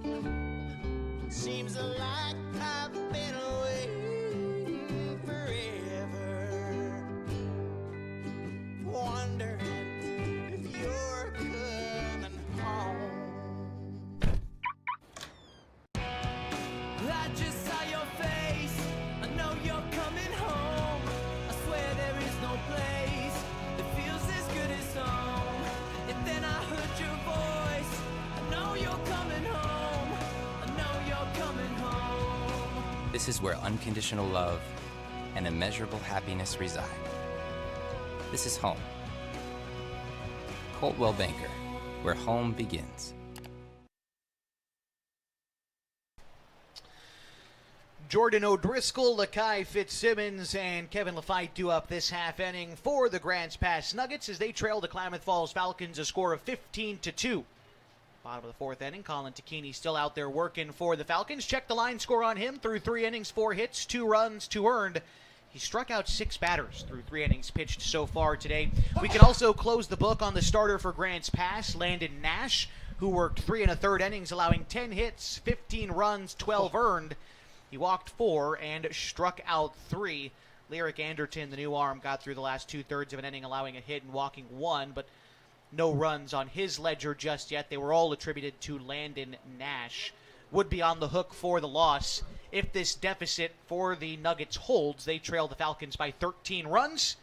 It's 6, 7, and 8 in their order due up this half inning. Jordan O'Driscoll, first pitch from Colin Tacchini. It's a bending curveball for strike 1. Jordan O'Driscoll just wrapped up his junior season for the Hidden Valley Mustangs as he hits one weakly to the right side of the infield. Hamilton tucks it away and 1 gone in the 4th. 2 pitches, 1 out. Not a bad way to start the inning for Takini. It's effectiveness. Lakai Fitzsimmons stepping in now for the Nuggets. Fitzsimmons just wrapped up his sophomore year for the Hidden Valley Mustangs, team that finished 5th place in the OSAA overall rankings, as he takes a strike there. Count is 0-1. Hidden Valley getting the second bid out of the Skyline Conference in the 4A OSAA state playoffs. They were upset in the opening round. The same team, by the way, that upset the Henley Hornets in the semifinal. The Tillamook Cheesemakers defeated Hidden Valley in the first round of the playoffs 6-4. They defeated Henley in the semifinals 3-1. Here's a bouncer towards the left side. Sims unable to field it cleanly. It skips off his glove and into left field. What will likely be scored as a base hit for Fitzsimmons with 1 out in the inning brings up Lefite. Yeah, that was a tough ball to get to for Sims.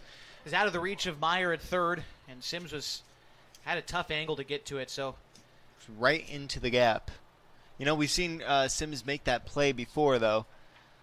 Just not that time. You can't really expect a player to make it every time. Yeah, no, he's got a good glove over there, but that was certainly, I think, out of his reach. We'll see.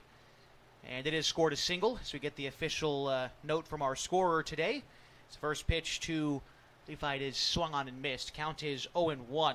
He's 1 for 1 in the ball game, singled in the second. Who's our scorer today, Josh? Wendy Glidden. All right. Pitch is called a strike. Count is 0-2 to Kevin Lefite. On deck is Elijah Thompson. Here's the 0-2. We'll have to wait just a moment as Takini moves over to first, but back safely is Fitzsimmons.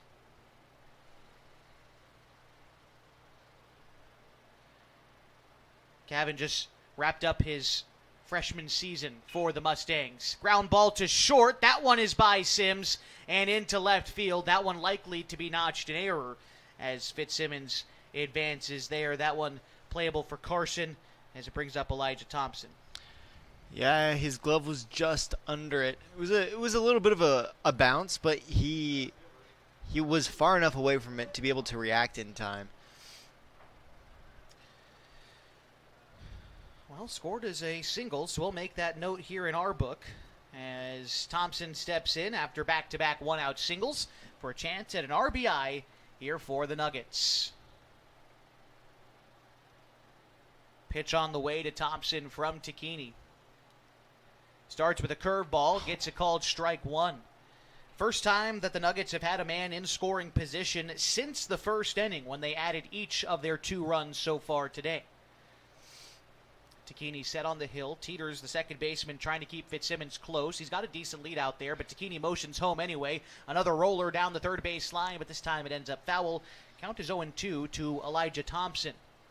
You know, Takini really hasn't had that much trouble of getting ahead of hitters today. It's just credit to Grants Pass. They've been able to make good of 0-2 count or 1-2 count or 2-2 count even.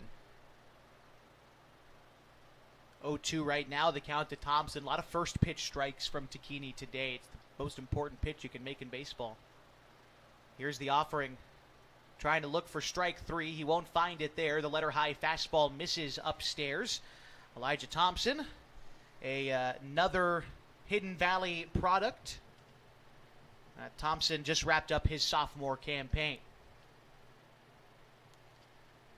1-2, Takini comes set, and now the pitch is swung on and missed, chased the high heat for the second out in the inning. We go back to the top of the order here for Gage Gamby. Gamby 1 for 2 in the ball game so far today, doubled in the first and scored a run. Reached on a fielder's choice in the second inning and was left stranded in that inning, but an RBI opportunity for the Nuggets with Fitzsimmons at second and Lefite at first. Takini trying to keep this 13-run advantage intact. The pitch, curveball, strike. Whoa. Ball 1 over the middle of the plate. That curveball has been tough maybe to judge for everybody today. Count is 1-0 to Gamby. You hear about voter fatigue. You ever think that umps get strike fatigue? I sure hope not. Goodness gracious. Count is 1-0. Here's the pitch from Takini. That one is ripped to left field through as Snell comes up with it charging. They will hold Fitzsimmons at third. They fight at second, and a base hit for Gamby make him 2 for 3 today, and it brings up Lawson O'Leary. Good throw in from the outfield, by the way, from Snell to Meyer. He put his whole body into that one. It was right on the mark.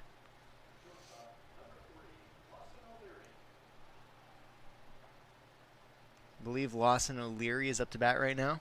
It is O'Leary. He is 1 for 2 today. Tripled in the first, knocked in a run, and he struck out in the second inning. Set on the hill is Takini, surrounded by Nuggets with 2 outs in the fourth. First pitch called a strike, and the count is 0-1, using that bender to get ahead of O'Leary, the team's second leading hitter. Bats .436 coming into play today.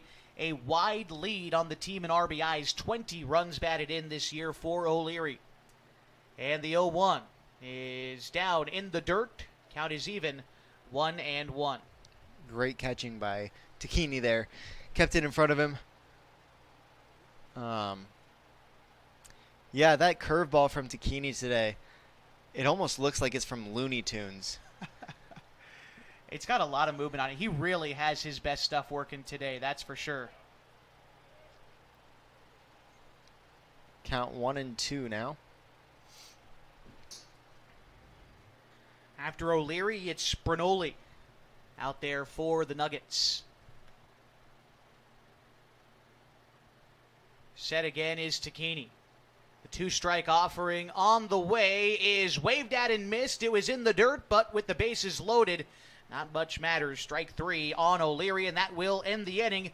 The Nuggets get the bases loaded, but they leave them loaded. In the bottom half of the fourth, Falcons carry a 13-run advantage to the fifth next on 104.3, 960 Sports, and MyBasin.com.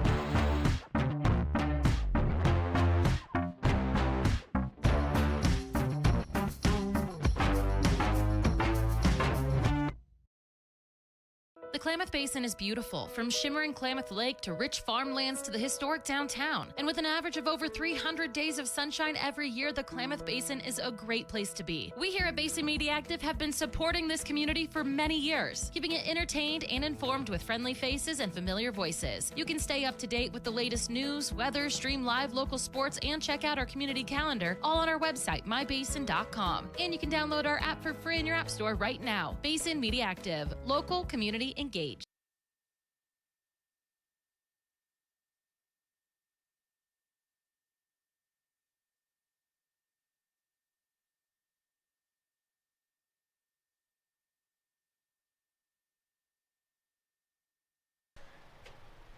Getting set now for the top half of inning number 5, and the Klamath Falls Falcons lead the Grants Pass Nuggets 15-2.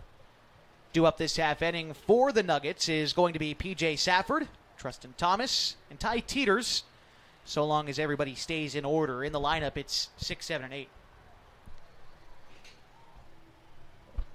It's still going to be Lyric Anderton out there working for Grants Pass after coming in relief of Landon Nash.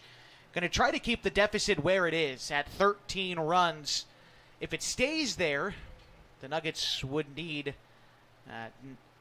4 to extend this game and play a full 7 or at least up to 6. Anything less than that would end it in a mercy rule for the Falcons. Any insurance here would go a long way in ensuring that this one is ended early here in Grants Pass. As Safford gets ready to dig in, he's tasked with facing Lyric Anderton to lead off the 5th. Safford today, though, still looking for his... he did have that double earlier in the game. Almost couldn't read my own handwriting here. A double came in the second inning. He knocked in 2 runs. Here he takes ball 1 to begin the at-bat. Works ahead of Anderton. Along with those RBIs and the double in the second inning, He's grounded out in the second and third innings of this one. Takes a pitch there, works ahead. 2-0 does Safford.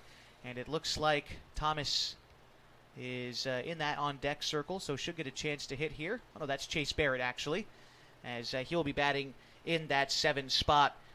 Wonder if we get Rogers in for Teeters in the 8 spot, as the Falcons have been known to do this season. But enough speculation for now. Safford works ahead in the count, 3-0, and now Anderton delivers the pitch, which misses upstairs. The fastball about neck high on Safford. He will earn a walk and a trip on base for the second time today. And it brings up the aforementioned Chase Barrett. He scored a couple of runs today already when he's come in as a courtesy runner for Jacoby Tacchini, although this is Barrett's first at-bat of the day. Statistically on the season, Barrett is batting .308. Seen that average climb up over 300 these last handful of games has Barrett, as he steps in with a runner on and nobody out. What class is Chase Barrett? Chase Barrett, if I'm not mistaken, he's going to be a junior. I'll have to double check on that, but I'm pretty sure that's accurate. Sometimes these Henley kids, they start varsity so young that it's hard for me to remember what year they are, because you see them since they're a freshman, and then it's like, I know these guys for half a decade at this point. Yeah, Barrett going to be a senior next year at Henley. He begins this at-bat 0-1. By the way, we do have Max Rogers in the on-deck circle for the Falcons. He'll be hitting in the 8 spot next for Ty Teeters. Count is 0-1 right now to Chase Barrett. Runner at first is P.J. Safford. The pitch from the right-hander Anderton is a slider that graces the outside corner of the plate, and he works ahead 0-2 against Chase Barrett. 30 runs scored this season for Barrett, is third most on the team. Like I said, he's typically been used this season as a courtesy runner, and here he swings and misses at strike 3. 1 out in the 5th, and it brings up Max Rogers. Rogers hitting in the place of Teeters today, who exits after going 1 for 1 in the ballgame. Teeters did score 2 runs, though, when he reached twice on a walk. That was in the 2nd and 4th innings. Here in the 5th, Rogers, his first chance today, although Rogers does have 1 run scored. Came back in the 2nd inning when he was used as a courtesy runner for Colin Tacchini. Rogers on the season has scored 25 runs. That is tied for 4th most on the ball club. Max Rogers, one of those guys on the team yesterday who did get a hit. He also scored 2 runs yesterday. Rogers right here, behind in the count, 0-2. By the way, looks like Jacoby Nickerson is on deck here after Rogers batting in the 9 spot. Pitch to Rogers, misses low and probably a touch outside there, 1-2. Rogers on the season, a .355 hitter, product of Mazama High School. Not too shabby. No, he's been a great addition to this year's team, I think, for the Falcons. One of the move over to first, by the way. Safford back safely, counts 2-2 to Rogers. We've kind of talked about it a lot at the beginning of the season. Maybe have brought it up less as the season has gone on, because it's now just become business as usual to have all this representation from all these other schools. But going from a team which was 90% represented by Henley last year to having the Mazama guys out, having Trustin from Modoc, it just love to continue to see the program to grow, and hope that Rogers and the rest of the Mazama group can continue to grow with this squad. As he goes down on strikes here, there's 2 gone in the inning, and it brings up another Mazama guy, Jacoby Nickerson. It is kind of fun that kids, or I guess athletes from your crosstown rivals, can be in the dugout with you. That you travel with them for, 36 games a year? Yeah, I love it. That's one of the reasons why I love summertime and Legion baseball or any of this stuff. And the same is true not only for us in the Basin, but this Grants Pass Nuggets team as well, who have kids from Hidden Valley and North Valley, and that's the comp there would probably be Henley and Mazama, I think, for Klamath Falls. So you get those rivals playing together, and it's a lot of fun. Jacoby Nickerson, first pitch swing and pop up to the left side. The third baseman, Hill, makes the grab in foul territory, and that will end the inning. A leadoff walk, all for naught, as they leave Safford stranded at first, but carry a 13-run lead to the bottom half of the fifth next on mybasin.com.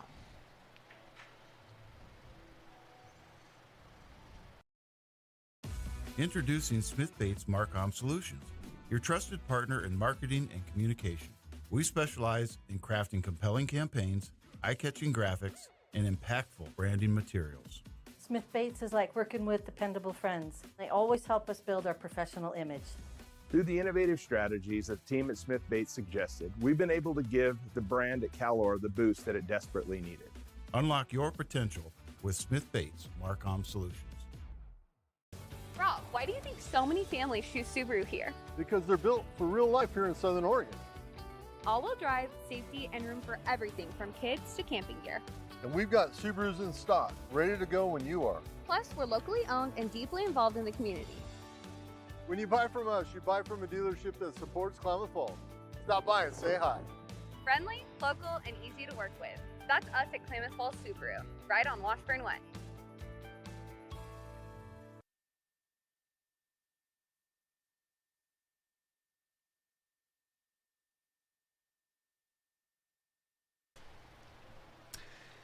Bottom half of inning number 5, and the Falcons look to end this one early as they face 3, 4, and 5 in the Nuggets order. Justin Bernoulli, Byron Hill, and Landon Nash, a 15-2 lead here in the bottom of the 5th. Nuggets would need to add 4 runs here in this half inning to extend the ball game any less, and this one's over in a mercy rule. And it's Justin Bernoulli to lead things off. 1 for 2 today for Bernoulli. An RBI double came back in the first inning. He also struck out in the third as the North Valley product gets ready to dig in here against Colin Tacchini, looking for a complete game. Here's the pitch. Curveball hit well to the left center field gap. That one is carrying. It is off the base of the wall and will be extra bases for Bernoulli. Turns around second, headed for third. The throw to third is in time. Did the tag applied? Meyer dropped the ball. Meyer dropped the ball on the tag, and so he is safe. And a triple for Bernoulli to lead off the 5th. Second triple of the day for the Nuggets, and they're in business here to lead off this inning. Wow, that was an incredible play either way that I just watched. That's a highlight for sure. Hit the heck out of that baseball and nearly got extinguished at third. It was a good throw from Sims on the cutoff, but the slide dislodged the ball, and now an RBI opportunity for Byron Hill. Pitch from Tacchini. Another one sent out to left field, although this one playable for Snell out there. He makes the catch, but tagging from third to score with no issue is Bernoulli. An RBI sacrifice fly for Hill, and it makes the score 15-3. Now in favor of the Falcons, but the Nuggets add a run late in this one.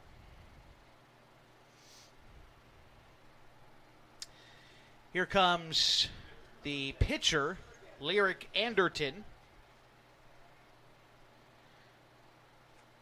Anderton, the right-handed bat, getting his first look at Tacchini today. Checks his swing on the inside fastball and might have surprised himself with the contact he made there as he shoots it foul. The count is 0-1.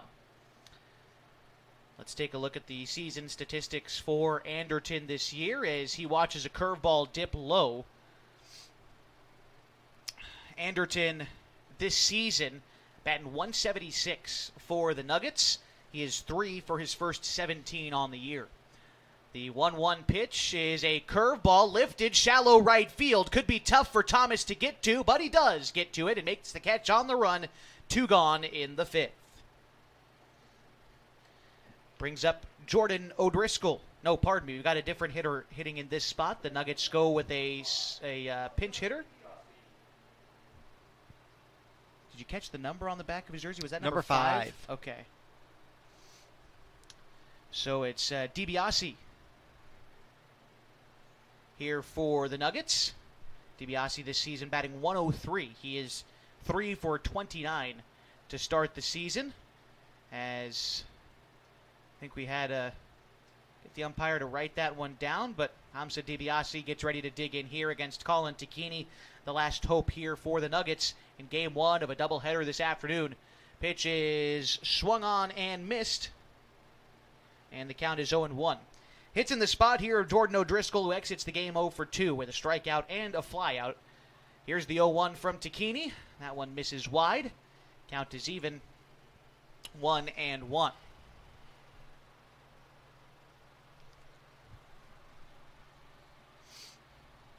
Pitch to DiBiase. This one misses low as well. Takini falls behind here. 2 balls and a strike to DiBiase. Takini now trying to even things back up. The 2-2. That one's hit well to left. Snell going back near the wall. That one is off the wall. Another deep extra base hit for the Nuggets. Thought that one had the distance, but that hit the fence hard out there by the Pacific Power sign. And it will be a 2-out double for DiBiase. And for him, that might be one of his first extra base hits of the season. That is his first extra base hit of the season. And it comes with 2 outs here in the 5th. And it brings up Lakai Fitzsimmons. Yeah, that was the second one this inning that I thought was going to go out. I mean, we've mentioned it before this broadcast, but it doesn't hurt to bring it up again. Takini pitching with such velocity out there, it just pops off the bat. Fly ball left side. Sims is going to make the catch near foul territory, and that will end the ball game. 1 pitch to Fitzsimmons retires him, and the Falcons claim a 15-3 win in 5 innings in the opener here in Grants Pass. We're going to step aside here for 2 minutes. When we come back, we'll wrap this one up for you and get ready for a nightcap this evening from Agnew Lytle Field at the All Sports Park. Back after this on mybasin.com.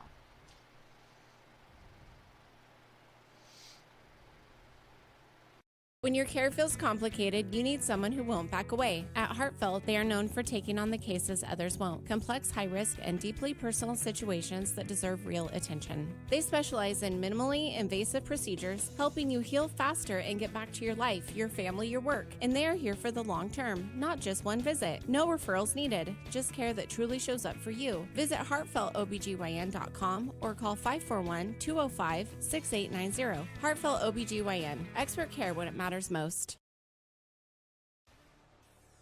Come on in. Hey, I'm Jason with Elevate Physical Therapy, Fitness, and Performance, and just a little bit about us. So we started in March of 2020, opened right before COVID hit. It's been a wild ride. So one of the things I'm super passionate about is this idea of being guides, or think about like a map and compass. If you think about our job as physical therapists is to take a person who's had an injury and help them kind of go from point A to point B. And everybody's journey is different. It's never a straight line. It's nice to have someone that's been there, that's walked that path before many times. And so we see it as our honor and privilege to be able to walk with patients through those little steps along the way of getting back to doing the things they love. So to get a hold of us at Elevate, you can call our number at 541-887-2030. Check out our website, elevateptfp.com. Or check us out on Instagram, shoot us a message. The Klamath Basin is beautiful, from shimmering Klamath Lake to rich farmlands to the historic downtown. And with an average of over 300 days of sunshine every year, the Klamath Basin is a great place to be. We here at Basin Media Active have been supporting this community for many years, keeping it entertained and informed with friendly faces and familiar voices. You can stay up to date with the latest news, weather, stream live local sports, and check out our community calendar, all on our website, mybasin.com. And you can download our app for free in your app store right now. Basin Media Active, local community engaged. Welcome you back to Grants Pass as the Klamath Falls Falcons take a 15-3 victory over the Nuggets. Here in this one for the Falcons, 15 runs comes on 11 hits. They commit 1 error. For Grants Pass, 3 runs comes on 9 hits. They commit 2 errors. The winning pitcher here in Game 1, Colin Takini, pitched to Jem. 5 innings, 9 hits, 3 runs. He struck out 8.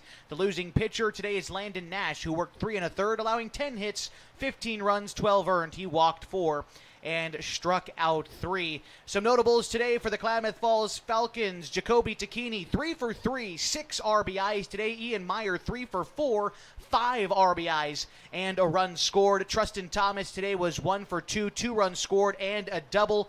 Carson Sims, Colin Takini, Ty Teeters, Harley Hoblet, and PJ Safford all with 1 base hit each on the day as the Falcons grab a 15-3 win. They improved to 28-3 overall on the season and 15-0 in conference play. This was game 1 of a doubleheader today. So what we'll do is we'll step aside for about 20 minutes, get ready for a nightcap this evening from Grants Pass. If you're watching on the video, you don't have to go anywhere. Just stick around on mybasin.com on this very same link as we get ready for the game 2 on the radio. We'll turn you over to Fox Sports Radio for just a bit before we welcome you back to the All Sports Park at Agnew Lytle Field.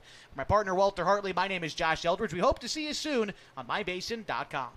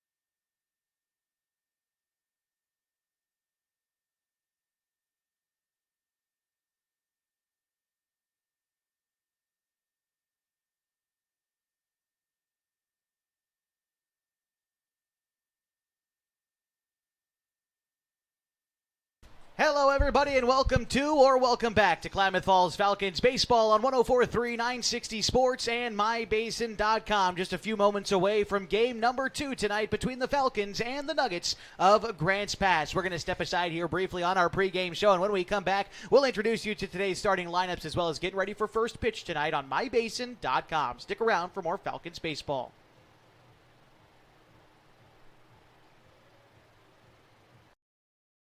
What are the best words you can hear tonight? Order ready for Susan? And if you hear those words at Abby's, you know it's going to be a legendary meal. Your pizza is loaded with toppings to the edge, premium ingredients, and real cheese. Yeah, baby. Gather with friends, play some video games, and watch the big game on TV. That's made Abby's a legendary pizza tradition for generations. And when you're ready to hear those magic words, Tom, your order's ready. You know where to go. You're always welcome at Abby's. There's something special about this place. It's more than the quiet mornings and the open skies. It's more than the scenery. It's the people. Around here, people still wave when you pass by. They check in when something's wrong. They show up when it matters. At Sage Credit Union, we're proud to live and work in a region that believes in each other. A place where neighbors lend a hand, small businesses thrive, and generosity runs deep. We believe that being part of a community means giving back to it, not just with dollars, but with time, effort, and heart. That's why our employees earn paid volunteer time. That's why you'll see us at food drives, fundraisers, and the local fair. We show up for our community. This isn't just where we work. This is where we live, where we give, and where we grow. Right here, in the coffee shop, at the fundraiser, and in our local branch. At Sage Credit Union, we've found our people. We'll see you around.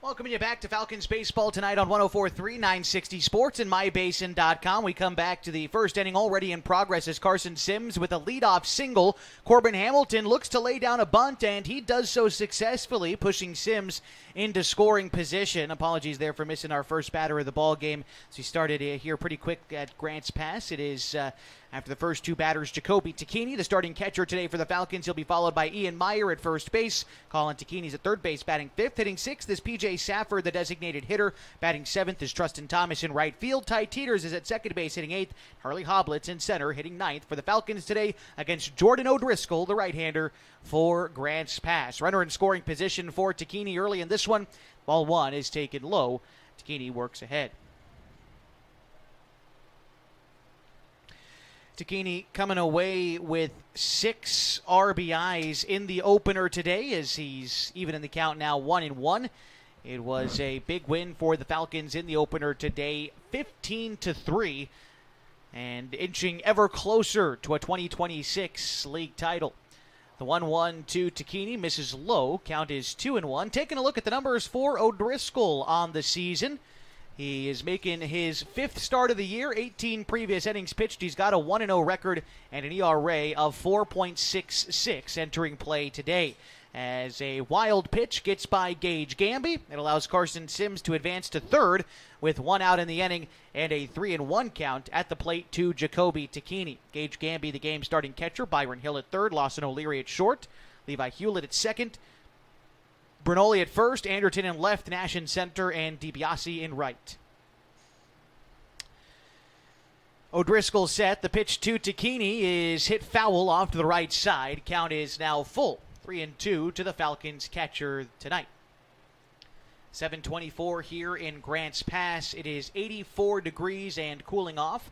Nice little breeze out there on the field as Tacchini sends a liner into center field in an RBI single. Tacchini's good day continues here in the nightcap. 7 RBIs total on the day for him, and he knocks in the opening run in the top of the first inning. Yeah, that was a well-hit ball right into the gap, a line drive, exactly what you're looking for, just over the second baseman's head.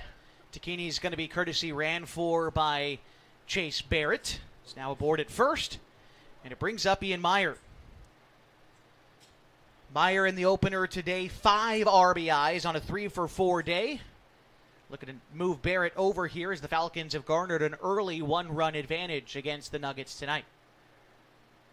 Pitch on the way from O'Driscoll. It's a curveball that misses low. A nice throw down from Gamby, but the shortstop O'Leary can't squeeze it, and Barrett is in safely at second in scoring position now for Meyer at the plate. By the way, that pitch, I believe, called a strike to Meyer, so he's behind 0-1 in this at-bat.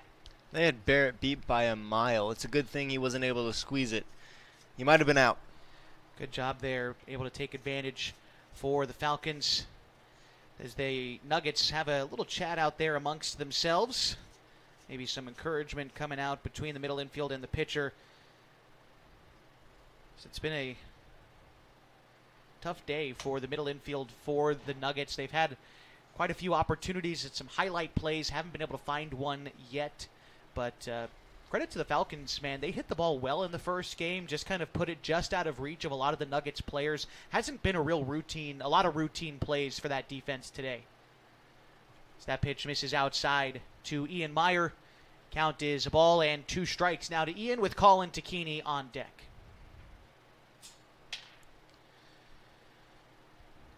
O'Driscoll delivers the pitch. That one's going to miss wide, and the count is 2-2. Now to Ian Meyer.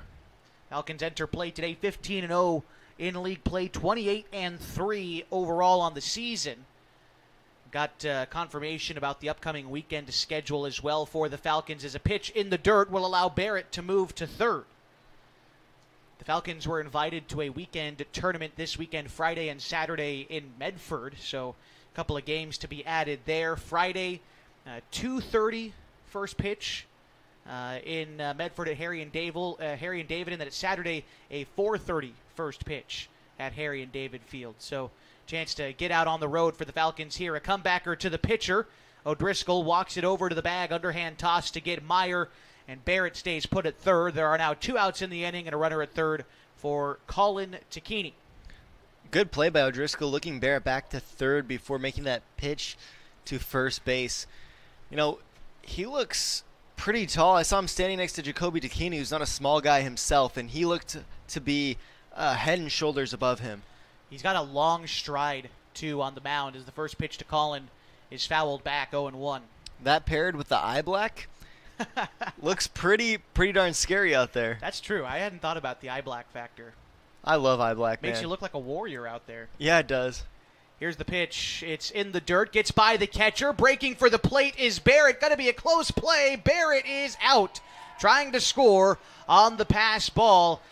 Falcons do score 1 here in the first inning on the RBI from Jacoby Takini. They take that lead into the bottom half of the first inning next on mybasin.com.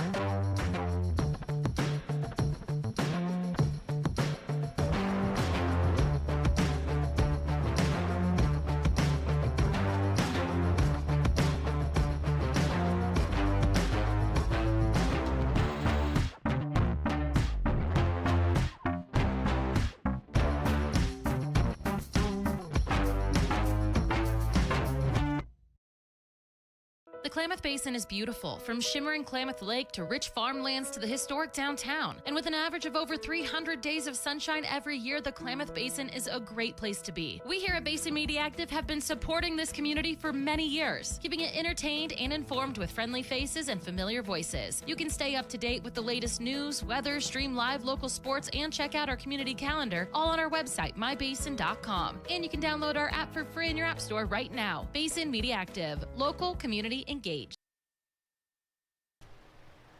1-0 our score. The Klamath Falls Falcons lead the Grants Pass Nuggets as we get set for the bottom of the first inning. The right-hander on the bump today for the Falcons is Hunter Glidden. Hunter Glidden, his win and loss record is 6-0 through 30 innings pitched. He has a 0.93 ERA. That's impressive stuff right there. So through if you take 30 innings and you divide that by 9, or in this case 7. That gives you about four games in 2 innings. Over 4 games in 2 innings, he's allowed 0.93 averaged runs. That's actually a good point you bring up, that ERA at this level is calculated versus 7 innings versus 9. And so he's had a pretty great season so far for Hunter. I think he's a guy we expected to throw well, but maybe just not this well for the Falcons this season. His last time out was a start. Got taken out of that game against South Medford in an inning and 2/3, but pitched 5 1/3 against the Junior Riverhawks on the 4th of July. Pitched 5 innings against North Jackson for a win on June 30th. So he's come up in some good spots this year. The first pitch is going to be called a strike to Gage Gamby, leading things off for the Nuggets. Gamby followed by O'Leary, the shortstop. Justin Bernoulli is the first baseman batting third. Byron Hill is hitting cleanup, the third baseman today, as the 0-1 pitch is swung over the top. Gamby in an 0-2 count. Hitting fifth today for the Nuggets, Landon Ash, their center fielder. Hamza DiBiase is the right fielder, hitting sixth. Caden Richardson hits seventh. Levi Hewlett and Lyric Anderton round out the order for the Nuggets. I think Gamby might have gotten a little dust in his eye after swinging at the 0-1 pitch. So he calls time, collects himself a bit, and it looks like he is ready to go against Hunter Glidden. Pitch is swung on and missed. Glidden jammed him with the inside fastball, and Gamby down on strikes to lead off the bottom of the first inning. Just one more thing I'd like to say about Hunter Glidden. He has the 3rd most innings pitched on the team and a sub-1 ERA. Now, we touched on his ERA, but for that kind of volume, having that low of an ERA is genuinely impressive. Agreed. Here's the first pitch to Lawson O'Leary. Drops in a curveball for a strike. Count is 0-1 to O'Leary. The opener today, O'Leary 1 for 3. Had an RBI triple in the first inning. 0-1 curveball misses up. 1-1 to O'Leary with Justin Bernoulli due up next. Glidden works predominantly out of the stretch. Here's the pitch, a fastball waved at and missed, a ball and 2 strikes. Now the count to O'Leary here tonight at the All Sports Park in Grants Pass. 327 down either line, 390 to straightaway center field. Not a lot of wind blowing as the temperature drops to 84 tonight. And O'Leary checks his swing and apparently does so in time as he gets out of the way of the breaking pitch. The count is even at 2-2 to O'Leary. Glidden comes set. Takini sets the target. Now the 2-2. Elevated fastball swung on and missed. Glidden starts out the first inning with back-to-back Ks, and it brings up Justin Bernoulli. Good start to the game there for Glidden. Good pitch mix as well. Going inside and up with the fastball for his put-away stuff. And in steps Bernoulli. First offering on the way from Glidden. Curveball hit the opposite way but foul. The count is 0-1. In the opener today, Bernoulli 2 for 3 with an RBI and a run scored. His 2 hits, a double in the first, a triple in the 5th. Really puts a jolt into the ball when he makes contact with it. We'll see what he can do with 2 outs here in this inning. And he falls behind 0-2. Home plate umpire slow with the strike call, so bear with us as we try to make our best assessment with the pitch. The 0-2 coming from Glidden. A line drive out to short. Caught by Sims on the fly. Picked it off his shoelaces for the 3rd out. And the Nuggets go down in order in the first. They trail Klamath Falls 1-0. To the second we go next on mybasin.com.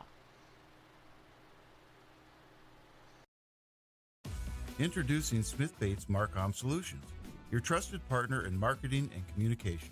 We specialize in crafting compelling campaigns, eye-catching graphics, and impactful branding materials.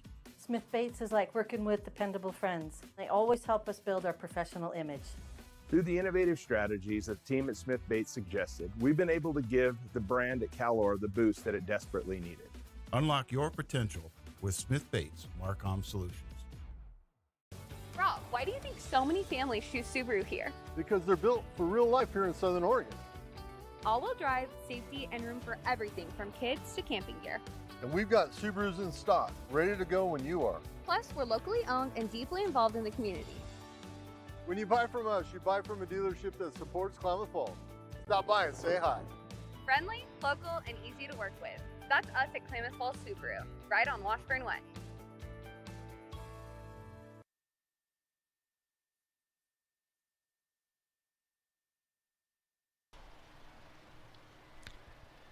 Top of the second inning, in the middle of the Falcons' order due up as they lead the Grants Pass Nuggets a score of 1-0.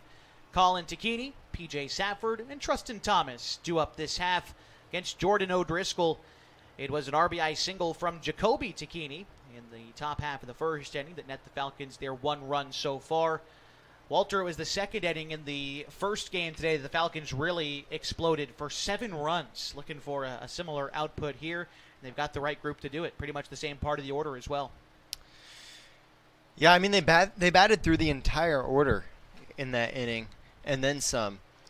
Well, I think, like you said, the adjustment period, but also I think what really got them going was that Grants Pass was able to score 2 runs in the bottom half of the first inning and kind of lit a fire underneath them.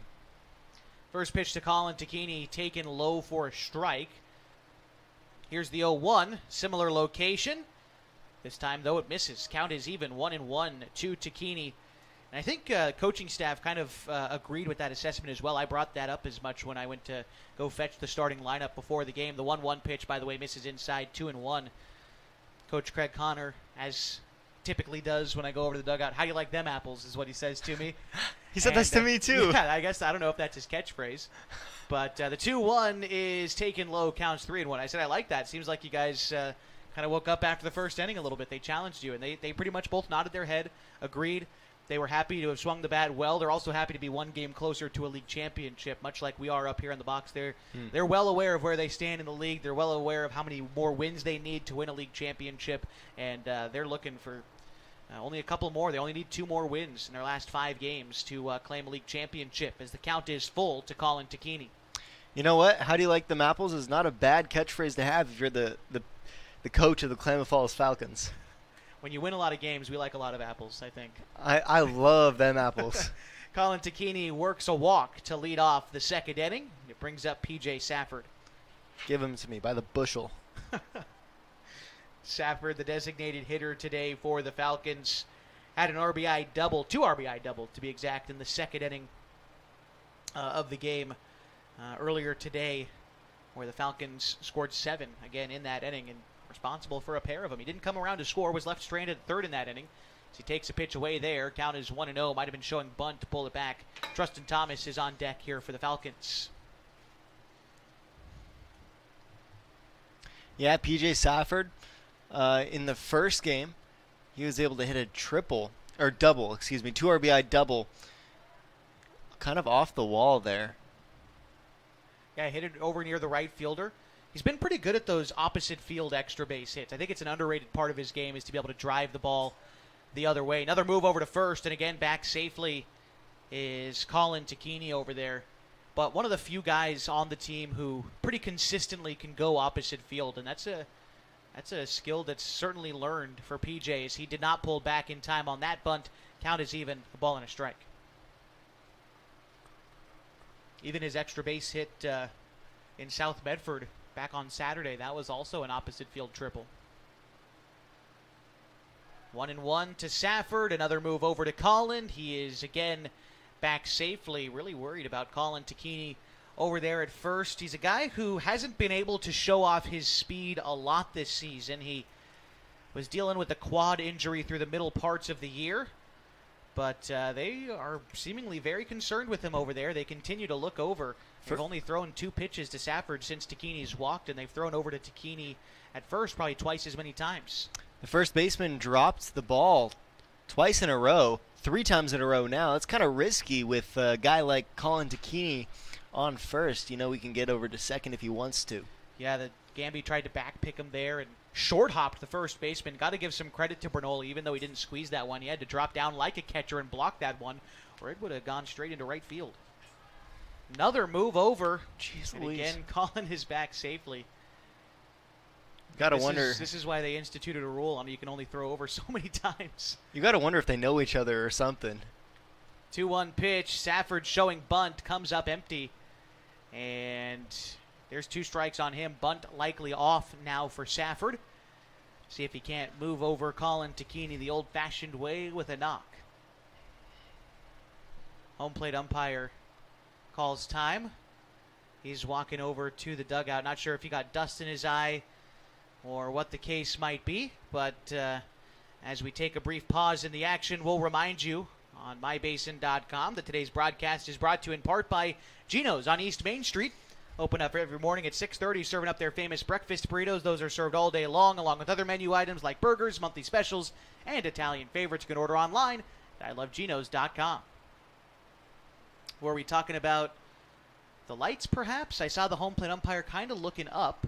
The lights are off still, and the sun is setting. There's no shadows out on the field, but I mean, it's still daylight out for sure, so I suppose it might take some time to let the lights warm up. The 2-2 fouled off, and Safford sticks around. Home plate umpire walked over to the home dugout, didn't even really make it 70% over there, had a chat with some of the coaches, and then turned back. So that's the only thing that I could imagine is him trying to turn on the lights. 2-2, the pitch. Curveball, Safford pokes it the other way in foul territory. Bernoulli giving chase, but he runs out of room over there by the fence. Count remains 2-2. Safford putting up a good battle in this at-bat after being asked to bunt to start the at-bat. He's gotten pretty deep, and count remains 2-2 against Jordan O'Driscoll. Colin Tacchini led off this inning by walking his way aboard. The 2-2, another pitch fouled off by PJ, and we'll do it again. 2 balls and 2 strikes. Safford coming into play today, batting .348 for the Falcons. 22 RBIs for him, although he'd need to send a gapper to knock one in here. Colin Tacchini takes another throw over, but again, he's back safely. And so Safford digging back in. Tacchini's lead not very big. The pitch to PJ's in the dirt, and the count's full. Again, Trustin Thomas is due up next. What a masterclass in 2-strike hitting from PJ Safford. He went down in the count, and now he's battled back to a full count. I think it was 1-2 earlier. Fought off some tough pitches close to the zone also. You're exactly right. See if he can't follow through here. The count remains full. The pitch from Jordan O'Driscoll is hit the opposite way to right field, and a single gets Safford aboard. That was a great at-bat, a nice piece of hitting there from PJ, and it brings up Trustin Thomas.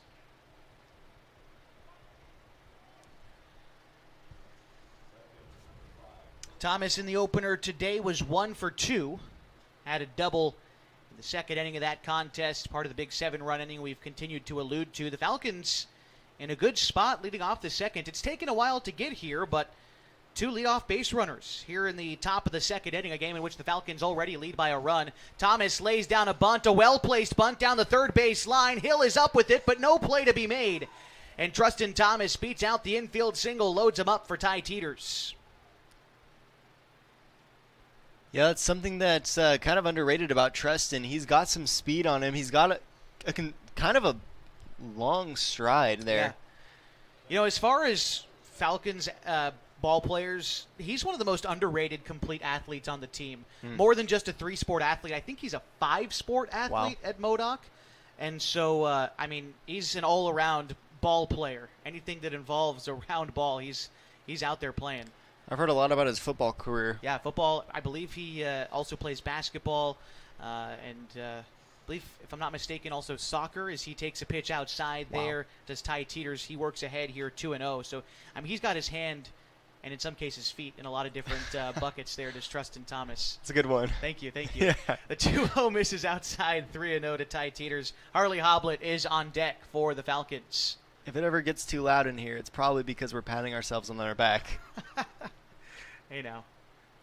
That pitch to Ty is called a strike. Counts 3-1. Teeters in the opener today was 1 for 1. He singled in the third inning. And here he walks, and the Falcons add a run. They now lead 2-0. Safford to third. Trustin to second, Ty to first, and here's Harley Hoblet.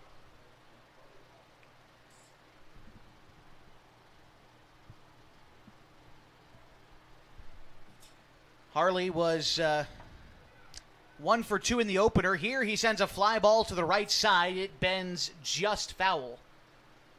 And so everyone will have to go back. That was nearly extra bases for sure for Harley, but just a bit late on that one, enough for it to bend foul. Count is 0-1. Lineup card turns over next for the Falcons with Carson Sims. All right, O'Driscoll set. Delivers home to Hoblet, who rips one in the air, shallow center field, gloved by the shortstop. A nice play there by O'Leary, closing the gap and making the catch for the first out in the inning. The bases remain loaded here for Carson Sims. I mean, you can't be mad about that one. 9 out of 10 times, that's a base hit. Yeah, that was just a good defensive play there by O'Leary. He's a good player. Lawson O'Leary at shortstop. Really the left side of the infield. Byron Hill, for a young player, he's pretty talented down there too. First pitch to Carson Sims is fouled off, 0-1. And I think we talked about it very briefly in the opener today. But these Nuggets, they're in the same boat that the Falcons were in last year, where you weren't necessarily sure if they were going to have a team, where that team was going to play until kind of the 11th hour. This pitch misses outside to Sims, 1-1. Because they're young, still talented, but because they're young, they decided to play single-A baseball. And they're playing a lot of teams tough. They might not have the record that they wanted, but they were winners of 4 straight before this doubleheader as Sims lines a base hit to left field. Safford scores. They're sending in Trustin from second. He dives in safely, and the Falcons add a pair on the 2 RBI single from Carson Sims. They now lead 4-0. Yeah, I don't think this Nuggets team is bad at all. They're making the right decisions. They're playing well. It's just, tough to find outs against these Falcons team. I mean, there's not a single slouch in this order. And you mix in a couple of walks here in this game with some advantageous hitting. The Falcons continue to add some runs. But again, it's not like every ball is being squared up and hit a mile. These are line drives through the infield, rollers up the middle and the like. But Falcons are able to find some green out there. A lot of things breaking their way tonight. The pitch is going to wind up behind the catcher. And Teeters advances to third, Sims to second on that play. A couple timely hitting with opportunity that the Falcons are given here. And they like to score a lot of runs. It's kind of a far run from behind the plate to the backstop. Yeah, like we've said, it's a lot of foul territory here. And that can sometimes work against you like it just did. The 1-1. Hamilton fouls it off, 1-2. This is game number 31 for the Falcons. They've scored 342 runs this year. That's obviously, of course, averaging up over 10 per game. Hamilton pops one to the right side. Brinoli in foul territory, runs out of space. Count remains 1-2. But that, again, just goes to support our claim that this team scores a ton, and so even if you can keep them to a modest total, that's a good outing by your pitching staff. The 1-2. Hamilton chases a pitch in the dirt, drop third strike, throw down is in time, and there's 2 outs in the inning, and it brings up Jacoby Tacchini. Jacoby singled in the first, drove in a run. In a similar RBI opportunity here with Carson Sims at second and Ty Teeters aboard at third. A lot of speed around the bases, and Tacchini can certainly drive it. Batting .455 entering play today. Last game cracked 50 RBIs. He's up to 53 on the season right now. That number is absurd. Here's the pitch to Jacoby. Pops it up foul. The count's 0-1. Yeah, Jacoby just walks up to the plate. You can tell that he's confident in his at-bat, and the stats back up his confidence. Averaging 1.6 RBIs per game this season. Not bad. Yeah, not bad at all. That's all right. He's having a great year.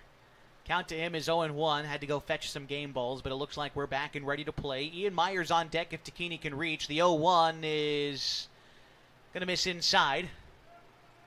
Count is 1-1. Thought that pitch was about ready to hit Jacoby, but decent break on the pitch from O'Driscoll. Still not enough to get it called a strike. The 1-1 misses low. 2-1.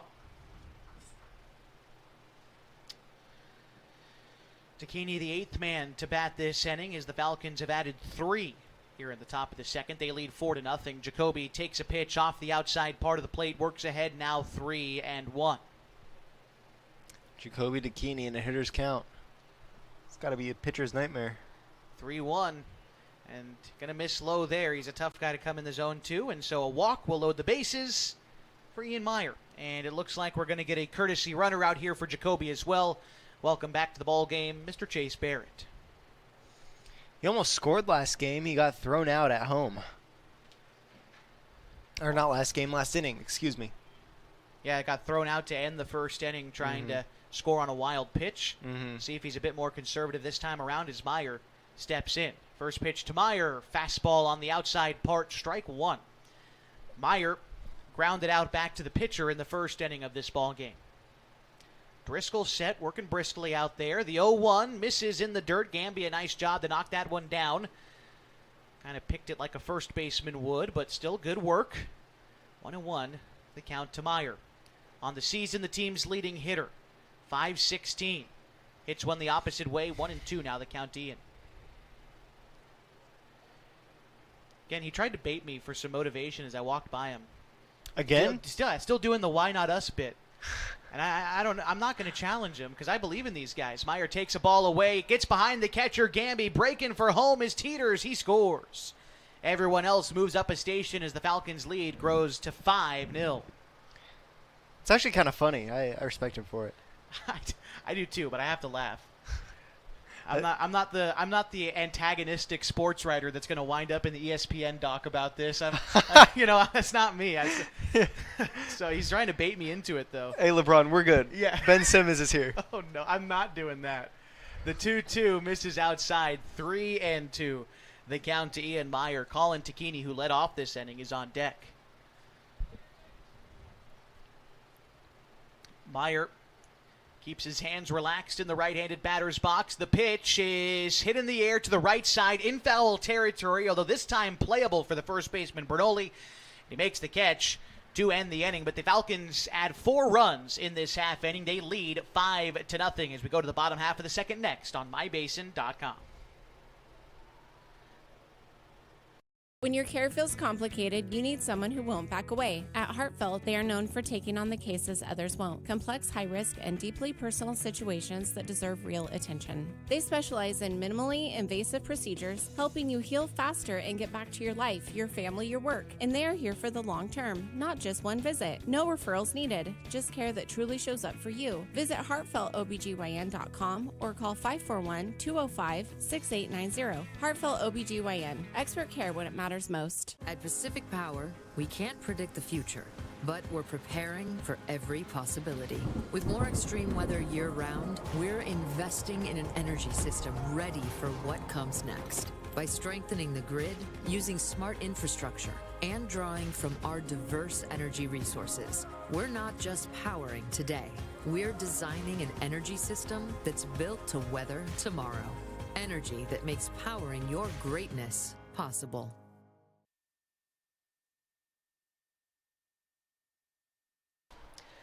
Byron Hill, Landon Nash, Hamzin DiBiase do up this half inning. It is 4, 5, and 6 in the Nuggets order as the Klamath Falls Falcons lead 5-0 in the bottom of the second. Hunter Glidden out there working, got through the first inning without allowing a base runner. Looking for more of the same from him. It's been impressive this season. I think a lot of it had to do with the work that he contributed on the Falcons last summer. We always talk about it. That jump between your freshman and sophomore year is often the biggest improvement you'll see in any kind of athlete, for that matter, I suppose, in high school sports. You get adjusted to the pace of play as a freshman.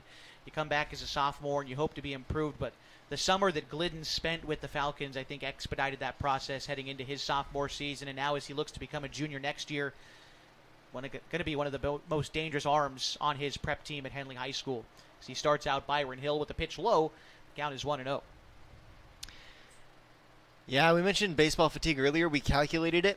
This week, in 7 days, the Falcons will play 8 games. Yeah, that's a lot of baseball, man.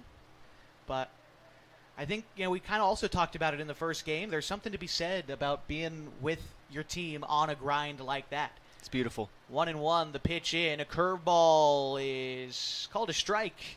Finds the inside corner. Boy, that took him 2 minutes to call that. It was pretty slow on the call strike, but we'll take it. I'll take the call anyway. The 1-2 home is waved at and missed. Dropped third strike. Tag applied, batter out. Byron Hill goes down swinging for the third strikeout of the game for Hunter Glidden, and it brings up Landon Nash. I just want to finish our thought about the games played for the Falcons.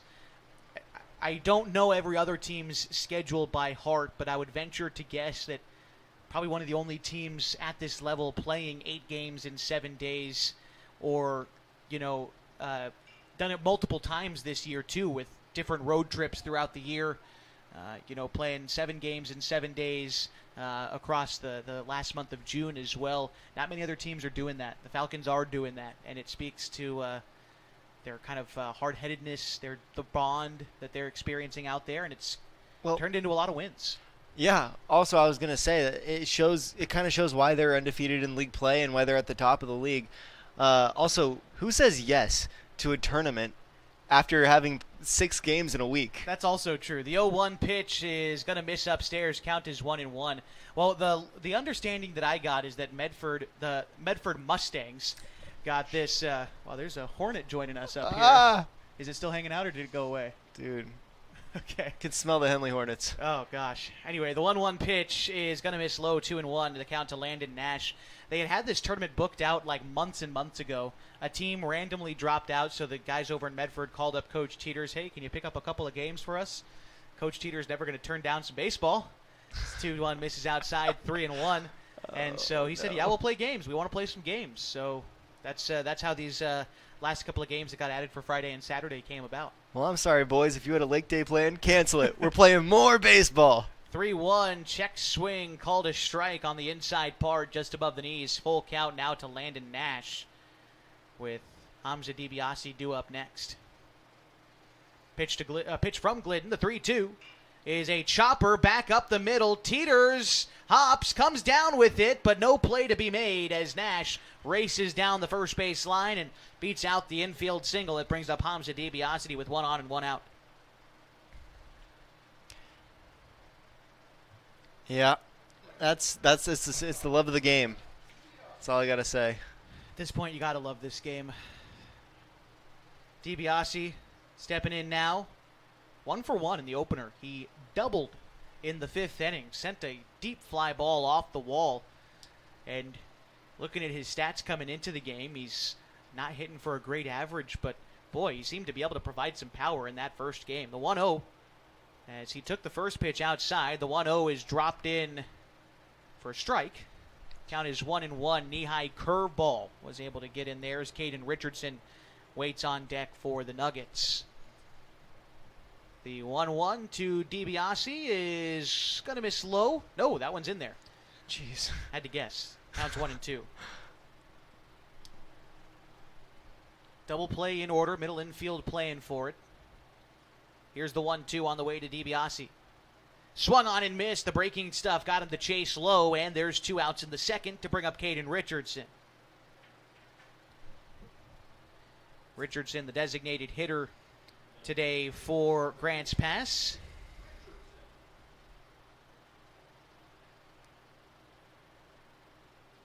Richardson bats here from the right side in the 7th spot in the order. So he gets ready to face Hunter Glidden for the first time today. Now with 2 outs in the inning, defense playing straight away. And the first pitch called a strike. It's 0-1. Got all kinds of wildlife up here in the box. I just see you smacking your arms. What's going on over there? I got a couple bugs on me. Count is even. A ball and a strike to Caden Richardson. Didn't get a chance to swing the bat in our opener today, so this is his first chance this season against the Klamath Falls Falcons. The 1-1 pitch is hit to the left side, foul. 1-2, the count to Richardson. Levi Hewlett is on deck. All right, Glidden gets the ball back, trying to set down Richardson today. He's got that swing and miss stuff working so far. Already 4 strikeouts for Glidden. The 1-2 misses low. 2-2. Grants Pass, for their part, still looking for their first run of the ball game. They trail Klamath Falls 5-0 in the bottom of the second. Glidden takes a look at the runner over at first ahead of the 2-2. Now here it comes. That's a check swing on a pitch in the dirt. Takini, a fine job to knock it down, keep it in front of him, keeps Nash put at first. And he's got some wheels. We know that after he beat out an infield single to get on base in this instance. Can you imagine not only playing baseball for 8 games in 7 days, but playing behind the plate as a catcher in the middle of summer? It's an Iron Man thing for him, too. He takes pride in being able to catch all these games, does Jacoby Takini. By the way, Richardson takes ball 4 outside on a walk. 2 men on, 2 men out for Levi Hewlett. I feel like that's the mindset for a lot of catchers. They want to be the guy back there all the time, no breaks, and have that kind of badge of honor for him. Well, it definitely is a badge of honor. I respect him for it. First pitch swung on and missed to Hewlett. Count is 0-1. After Hewlett in the order, it's Lyric Anderton. Decent lead off a second here for Nash. Sims trying to keep him close, but as Glidden delivers, Sims returns home, and the 0-1 is chased upstairs. Counts 0-2 to Hewlett. Hewlett, by the way, member of the North Valley Knights in the prep season.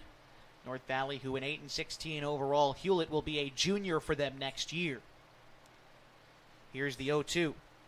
It is looked at for a ball. Must have missed in. Yeah, it almost hit him. Count is 1-2. Little shift in the outfield there. Big gap on right center field. Check the swing, did Hewlett, but it's called strike 3. Took a couple of stops on the way there, but Glidden strikes out the side in the second. 5 on the ball game as the Nuggets leave a runner in scoring position and trail the Falcons 5-0 as we go to the top half of the third next on mybasin.com.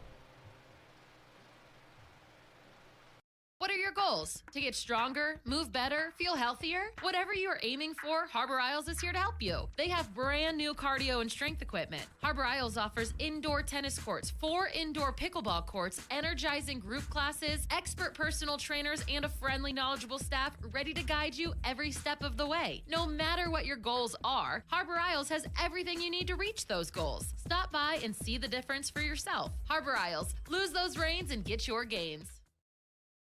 Are you an enthusiastic sports fan? Want to have fun and get in on the action? Heck yes, that'd be awesome. Have great attention to detail? Want to stay active? Definitely. Want to give back to the student athletes in your community? Obviously, yes. Then you'd make an excellent high school sports official.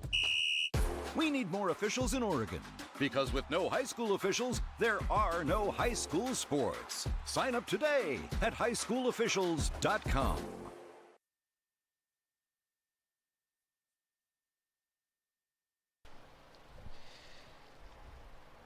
Colin Takini, P.J. Safford, Trustin Thomas do up this half inning for the Falcons as they lead the Grants Pass Nuggets 5-0. Game 2 of a doubleheader this evening. The Falcons earned a win in the opener 15-3. Looking to inch one game closer to a league title. They can find a way to secure a road sweep of the Nuggets before the Nuggets make the return trip to the Basin on Thursday night. Colin Takini stepping in now. He led off the second inning. He walked and later scored. Now he leads off the third, and he hits one deep to left field. That one is off the wall and likely to be extra bases. Takini into second standing and a leadoff double for the Falcons' third baseman. Jeez, that was off the yellow of the Les Schwab Tires banner out there. That's like halfway up the wall. Just a little bit more and it would have been out. Ball's been carrying tonight for Colin. That's his 11th double of the season. He's second on the team in that category, behind only his younger cousin. It brings up P.J. Safford. That's got to be so cool. You and your younger cousin leading the team. Pitch to Safford in the dirt, gets away from Gamby, and Colin able to advance to third on the wild pitch. I think any instance where you can play with any members of your families is really great, but especially when you said stuff in the stat sheet. I love that they are able to pitch Colin with Jacoby catching too. All that stuff is very special and memories that will last a lifetime for those boys out there. 1-0 in the dirt. Counts now 2-0. just being able to share a bus and a locker room, I'm sure like 30 years later when they both have kids, or even if they don't have kids, at a family reunion, they're going to be like, remember that one time? Yeah, that's what it's about, man. That's why we love this game. Count 2-0 to PJ, and he makes it 3-0 after that one drifts outside. After Safford in the order, it's Trustin Thomas. Safford singled earlier in this one, came around to score in the second inning. Safford works a 4-pitch walk. Runners at the corners for Trustin.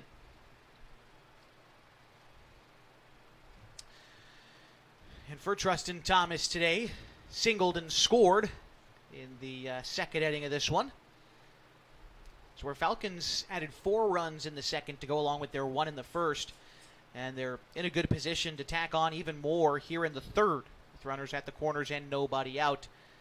And the guy who's making a case for one of the better RBI hitters on this team. He's only got 22 of them, so he's towards the top. Maybe not racking them in quite like Ian Meyer or Jacoby Tacchini are, but 22 RBIs with 19 hits, batting .271. Thomas has been very impactful on this year's team, batting in the 7th spot as he works the count even against Jordan O'Driscoll here. With runners at the corners. Lights, by the way, are on here at the All Sports Park now, shining brightly down on Reinhardt Volunteer Park as Thomas puts a jolt into one to left center field. That one's down for extra bases. Collins going to score with ease. They hold Safford at third. And an RBI double for Trustin Thomas. He adds another to the RBI total, 23 on the season, his 8th double, and the Falcons lead 6-0. And a guy that just comes up with runners in scoring position. Yeah, we were looking at the stats the other day, and it was something like his batting average is almost double of what it usually is when there's runners on base. Ty Teeter's a chance to bat now, 2 men in scoring position for him and the Falcons. Safford at third, Thomas at second. First pitch to Ty in the dirt, 1-0. Ty walked his last time up and scored in the second inning. O'Driscoll set. Falcons been driving the ball this half inning.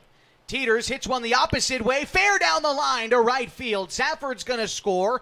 Thomas gets the green light. The throw in is going to be late. And a 2 RBI single for Ty Teeters, and the lead grows bigger, 8-0. Now the Falcons lead. All right, what a great hit. It's kind of lucky that he hit it so low because it was starting to bend foul, and it got down in time. But I guess it shows why the right fielder is playing over so far to the right.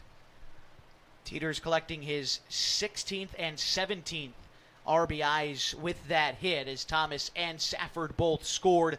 Again, 8-0 the lead. Harley Hoblet takes strike 1. He falls behind here. Harley, so far today, has grounded out as he takes a pitch in the dirt there, 1-1. Harley in the opener today did have a base hit. He also scored 2 runs in the contest, reached as well when he was hit by a pitch in that contest. Corners come in protecting a bunt. There's still nobody out in this half inning after 3 runs have come across to score. Here's the pitch. Hoblet nearly wearing that one, but the curveball bent in and had just enough to avoid him. But the count is 2 balls and a strike here to Harley Hoblet as the lineup card turns over next with Carson Sims waiting on deck. I see Harley wearing that pad. What is that pad for? Is it for the funny bone? Like the tricep? Oh, his elbow pad. Yeah. Yeah, I mean, so when he steps up in the box, he kind of bends his arm. It protects not only his bicep and forearm area, but it kind of protects, well, I suppose his forearm because it goes a little bit past your arm. Ground ball right side, skips off the lip of the outfield grass and over the glove of the second baseman Hewlett. And Hoblet aboard with a single. And it moves Teeters into scoring position for Carson Sims. Oh, man, Carson Sims, he's one of the best hitters on the team. Can you imagine him with the drop 6 bat? You know, that's an interesting thing that they have recently changed. The drop 3 and the drop 6 thing with the NFHS making that rule change. I don't know. Maybe I'm just an old head, but I think that the drop 3 is fine.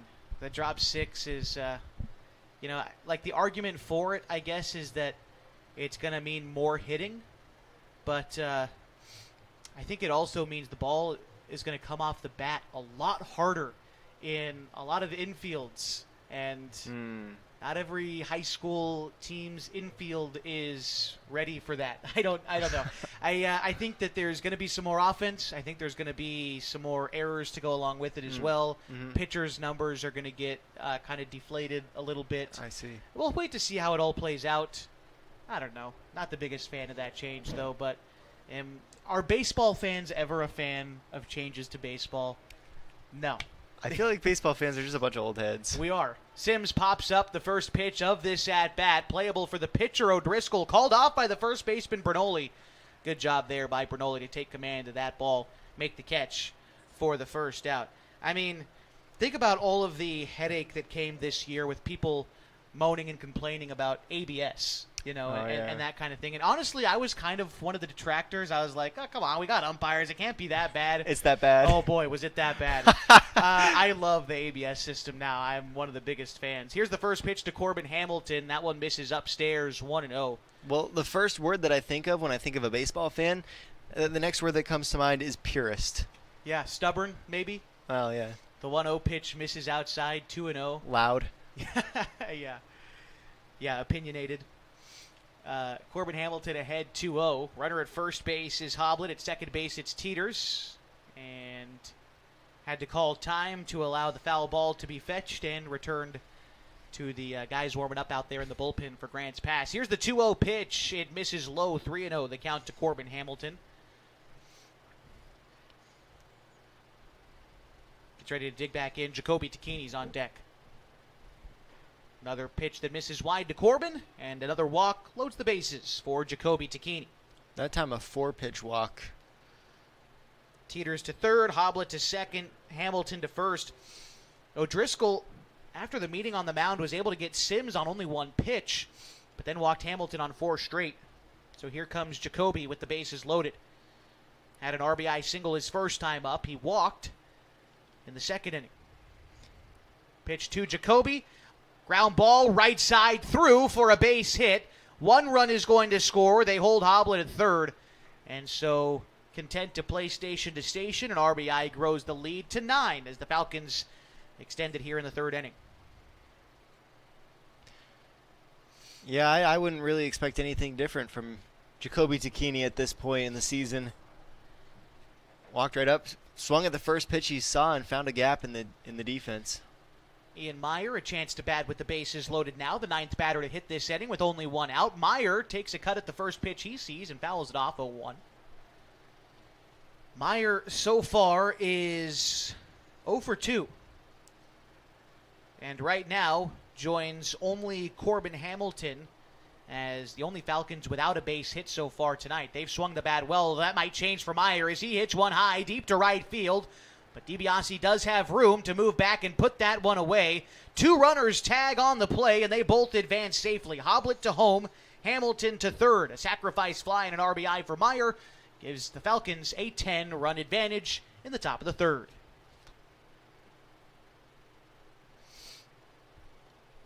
Good play. Can't be looking for a sacrifice fly now with 2 outs. Collins got to place it somewhere. Runners at the corners for Colin here. He doubled to lead off this inning. Here's the pitch. Misses upstairs, 1-0. For Ian, by the way, adding an RBI there, add another to his total of 42 on the season. The 1-0 is hit the opposite way, but in foul territory, out towards the Grants Pass bullpen. It will go out of play. Count is even to Colin Takini. As P.J. Safford waits his turn on deck. Colin, this year, 12 extra base hits, 28 RBI. The pitch is going to miss wide, 2-1. Again, this is Game 2 of a 4-game week series with Grants Pass. Games 3 and 4 to be played back at Kiger Stadium on Thursday night. What we have now to be a scheduled 5:30 first pitch against the Grants Pass Nuggets on Thursday.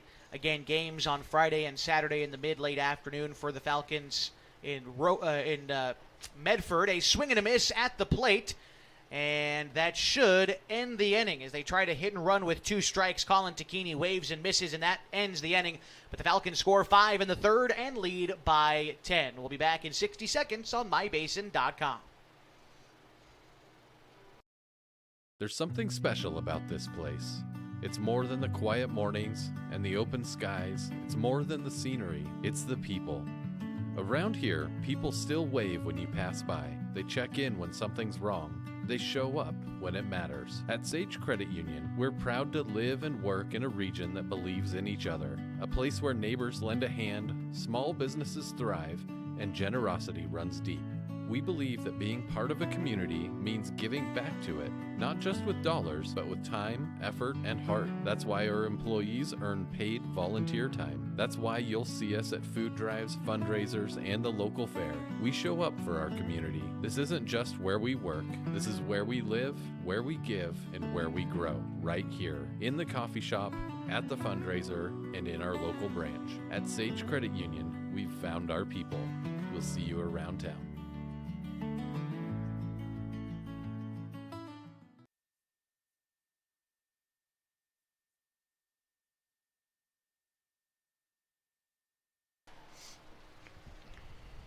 9-1-2 in the Nuggets order to up this half inning against Hunter Glidden for the Falcons. Lyric Anderton, Gage Gamby, and Lawson O'Leary. So the Nuggets try to get anything going against the Falcons here in this one. Right now trailing by 10. Bottom of the third, still plenty of time to add a couple of runs and avoid a second mercy rule loss at the hands of the Falcons here tonight. Good time to start here in the bottom of the third as Lyric Anderton digs in against Glidden. The first pitch is hit in the air behind home plate. Takini might have enough room to put this one away, and he does. And he does. There's one gone in the inning. Gage Gamby, after one pitch and one out in the third, gets a second chance against Hunter Glidden tonight. Gamby 0 for 1 in this contest. He struck out in the first inning. You know, we were talking at South Medford, so what's that, like 5 games ago now? Gosh, who knows at this point? 6, 7? Oh, no. Pitch is called a strike, 0-1. It was back on Thursday, so what's that, 5 games ago now? Jeez. You said that those are the hardest to read as a catcher. Yeah. I'll take your word for it. But he made it look easy. So much backspin on that one coming off as a catcher. You know, if you think about fielding a ball in center field, that ball is coming at you. It's pretty easy to read. But when it's hit straight up and it has so much backspin, it usually curls back towards home plate. And so you have to kind of underplay it in hopes that it comes to you a little bit. Magnus effect. Yeah. Well, he made it look easy, so I don't know. He makes a lot of things look easy out there. The 2-1 pitch home to Gamby is gonna miss upstairs, 3-1. Gamby and then Lawson O'Leary due up next for Grants Pass. Pitch on the way. Waved at and missed on the inside part. Glidden goes inside. I think that might have been a changeup from Hunter. He's been mixing that pitch in a little bit more and more as the count's now full to Gamby. Here's the offering. That one's popped up left side, although this time certainly out of play. Count remains full to Gamby. Gage Gamby on the season, one of the best hitters for Grants Pass, trying to find his way aboard here with one out in the third. Gamby on the season batting .480, the team's leading hitter coming into this contest. Big gap to left center field. 3-2, he'll take ball 4 low. Yeah, Harley shifted over to the right, kind of, and who's that out there and left? Is that Corbin? Yeah, it's Corbin, yeah. Yeah, Corbin and Harley. Now Harley's playing more straight up, but he backs up a little bit, too, as I think the Falcons kind of learned that lesson in the first inning of the first game. These Nuggets have got some power in their bats, and we've seen some deep extra base hits today. And one of them was off the bat of Lawson O'Leary, who tripled in the opener today and knocked in a run, although in this game just 0 for 1 with a strikeout. And he takes strike 1 on the inside corner of the curveball. Glidden goes front door with that one and works ahead. Justin Bernoulli is on deck.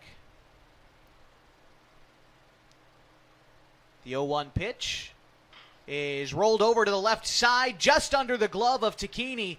And it rolls into left for a single. Gamby advances to second. And with Bernoulli due up next, there's 2 on and just 1 out here in the bottom of the third. Bernoulli 0 for 1 today. Flew out in the first inning. Member of the North Valley Knights, team that's going to be rejoining the Skyline Conference next year as part of the redistricting and reclassification the OSAA did this past winter. Here's the pitch to Bernoulli. That pitch hit him hard. Luckily, it got him in a pretty meaty section, but he will take a base there, and it will load the bases. If you're going to get hit anywhere, that's where you want to get hit, to be frank. Did he get hit in the glutes? I think so. That's Okay. I mean, it bounced pretty good, so I'm going to think that's where it hit him. All right, fair enough. I would, yeah. It's the Forrest Gump $2 million wound. Here's the first pitch to Byron Hill. Bases loaded here, 1 out. Glidden in some hot water. The pitch is going to miss in. 1-0. Byron Hill 0 for 1 in this game so far tonight, but on the season, a .415 hitter has got 7 RBIs on the season for Grants Pass. Golden opportunity to get his club back into contention in this one. Right now they trail by 10, but again, the bases loaded. Just 1 out, a 2-0 count as Byron Hill takes a fastball up and in. Jacoby Takini going to call time, go out and have a chat with Hunter Glidden. In the meantime, we'll remind you that today's broadcast on mybasin.com is brought to you by Sage Credit Union. They know that picking the right path can make the journey easier, the distance shorter, and assure that you end up at the right place. Whether you're dreaming of owning a home or you just want a great checking account, Sage Credit Union can help you reach your goals. I have to say, those jerseys look classic. The Nuggets jerseys? They look so good. I kind of like the font on the numbers. It's kind of like spider webs out around the edges. Uh-huh. I'm a fan. Yeah, it's definitely metal. I also like the trim. The blue trim that kind of outlines the front and the back of the jersey. I'm just a fan of any white uniforms. All right. It looks good. 3-0. In danger of walking in a run is Glidden, but he gets across a strike knee-high over the heart of the plate. 3-1. Landon Nash is due up next. The middle part of this Nuggets order is dangerous. Glidden has lined him up for a great opportunity to try to get a couple of runs across. Here's a fly ball center field. That one is going to wind up on the ground. The second baseman and the shortstop collide with each other for the Falcons. Sims and Rogers out there. No one was called off. They collided. The ball lands safely, and a run scores on the RBI from Byron Hill. And I don't know who got a glove on that for Klamath Falls. I think it might have been Rogers. But either way, mistake to be sure leads to a run, and it brings up Landon Nash as O'Leary advances to third, Bernoulli to second, and Hill aboard at first. Can you attribute one error to 2 different players? Only one on that one. So who's exactly who they charge it to? That's what I'm checking on right now. I'm going to charge it to the second baseman, Rogers. I just wasn't sure whose glove that hit, and that's who the error is going to go to, and it is Rogers who it bounced off of.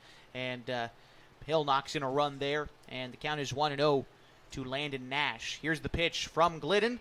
That one's hit the opposite way to left field. Foul, 1-1. Nash 1 for 1 in the ball game today. He singled in the second inning. It was a pop-up to the catcher to begin this inning, and then Gamby walked. A single from O'Leary followed by a hit batsman before the most recent error has led to a run in a 10-1 ball game. Bottom of the third inning, the Falcons lead the Grants Pass Nuggets in our nightcap. Here's the 1-1. Misses in, probably low as well. 2-1 to Landon Nash. Nash was hitless in the opener today, but again has already reached on a base hit in this one. The 2-1 hit fouled back. Count is 2-2.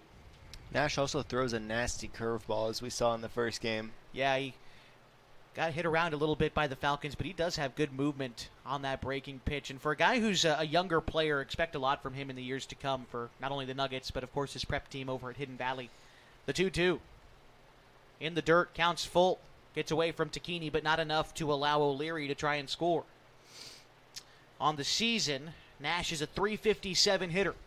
6 RBIs on the season, 3 extra base hits, 7 singles, tally up to 10 hits in 28 tries. Here's the 3-2. Swung on and missed. A big strikeout there from Glidden. Now there's 2 outs in the inning. Going to try to escape, having only allowed 1 run to cross. It's Hamza DiBiase. DiBiase struck out in his only at-bat so far in this game. But it looks like Craig Connor has come out to chat with Hunter Glidden as well. Unsure if we're going to be making a change here for the Falcons or if it's just a talk here with Glidden. Do you know how many pitches he's at? I can check on that right now. Snell is camping out a little bit outside of the dugout. And typically when that happens, he winds up in the outfield somewhere. But let's see. He's at 57. So, might be trying to keep him under 65 would be my guess. As they make the swap to P.J. Safford coming out of the bullpen for the Falcons. Hunter Glidden's day is over. We'll close the book on him when we can, but first introduce you to P.J. Safford on the other side of this 60-second timeout. The Falcons lead 10-1 on 104.3 960 Sports and MyBasin.com.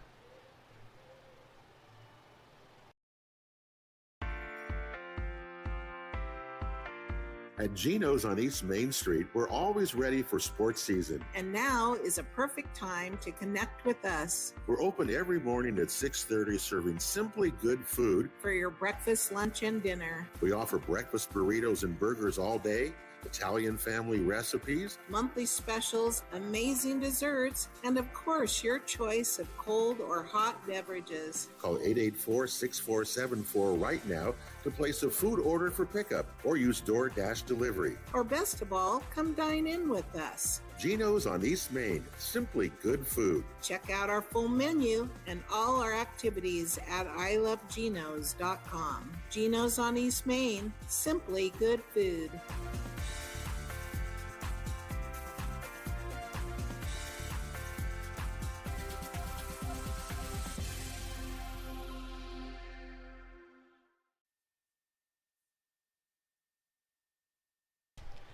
P.J. Safford, the new arm on the hill for the Klamath Falls Falcons as he inherits a bases-loaded situation with 2 outs, bottom of the third of a 10-1 ball game.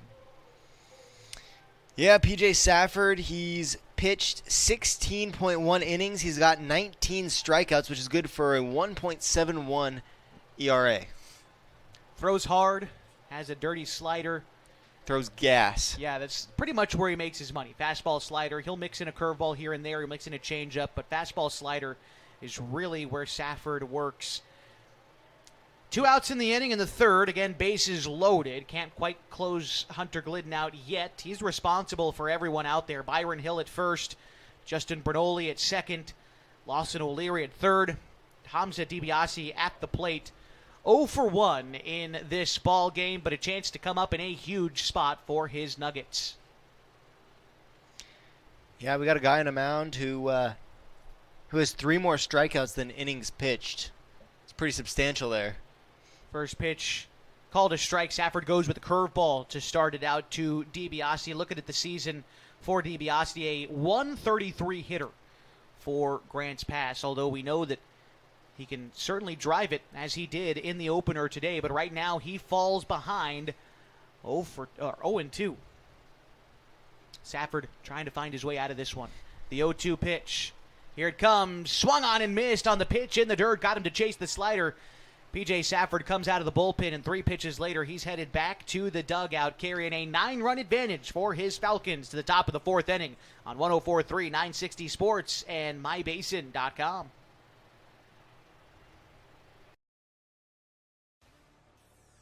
Come on in. Hey, I'm Jason with Elevate Physical Therapy, Fitness, and Performance, and just a little bit about us. So we started in March of 2020, opened right before COVID hit. It's been a wild ride. So one of the things I'm super passionate about is this idea of being guides, or think about like a map and compass. If you think about our job as physical therapists is to take a person who's had an injury and help them kind of go from point A to point B. And everybody's journey is different. It's never a straight line. It's nice to have someone that's been there, that's walked that path before many times. And so we see it as our honor and privilege to be able to walk with patients through those little steps along the way of getting back to doing the things they love. So to get a hold of us at Elevate, you can call our number at 541-887-2030. Check out our website, elevateptfp.com, or check us out on Instagram, shoot us a message.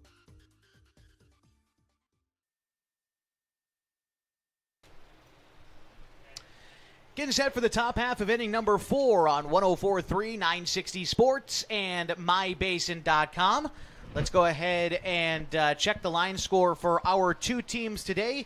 It's 10 runs on 10 hits for the Falcons. They've committed 1 error. For Grants Pass, 1 run on 2 hits. They've committed no errors. Due up this half inning for the Falcons, the pitcher, P.J. Safford, then Trustin Thomas, then Ty Teeters. That's 6, 7, and 8 in the order. Safford started as the designated hitter for the Falcons. He took over pitching duties in the bottom half of the third, was able to get a strikeout in the one batter he faced to leave the bases loaded. And now a chance to get a rally started for his Falcons here in the top half of the 4th inning. He takes a breaking curveball outside for ball 1. Safford so far today 1 for 1 with a single, but he scored twice. Once when he singled in the second, once when he walked in the third.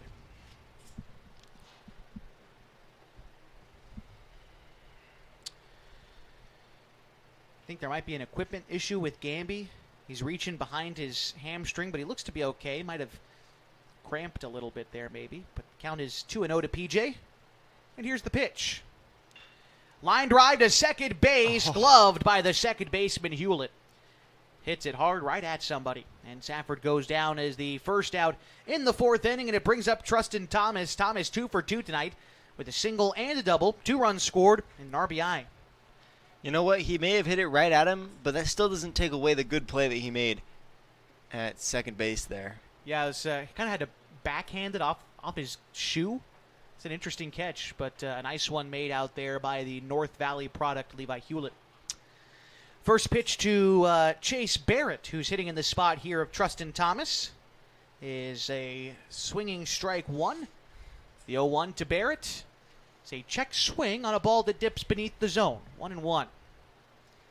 So with the changes coming down the line, we can assume that Rogers is batting here in the 8th spot, and I see him in the on-deck circle. So he took over defensively for Ty Teeters in the last half inning, and now gets a chance to swing next. But right now the count 2-1 to Barrett. Check the swing, check down to the first base umpire. Barrett held up in time. Count is 3-1. Got Coach Whistler making it down the first base coaching box. A couple of pitches into this half inning, but it looks like we're ready to go. Here's the 3-1, and it misses low. Barrett works a walk with 1 out in the inning, and it brings up Max Rogers. Come on, Coach. There's no walking on the field. Hustle down the first base line. You know, when I was playing baseball, my coaches told me that walking kills the grass. We weren't allowed to walk out there. That's funny. When I ref little kids for football season, I tell them, ain't no walking on the gridiron. Do they get running or do they laugh at you? They're too young to know that I'm joking. Fair enough. Which makes it funnier for me. First pitch to Max Rogers, called a strike, 0-1. He hits in the spot of Ty Teeters, who finished 1 for 1 tonight. Had a 2 RBI single in the 3rd inning. He scored 2 runs tonight, along with that base hit. He also walked in the 2nd. But Rogers getting his first chance at the Nuggets here in this one. Pitch to Rogers is lifted to the right side. Bernoulli in foul territory, giving chase, lays out for it, but comes up empty despite a quality effort. Count is 0-2 to Max Rogers, who was 0 for 1 in our opener today with a strikeout.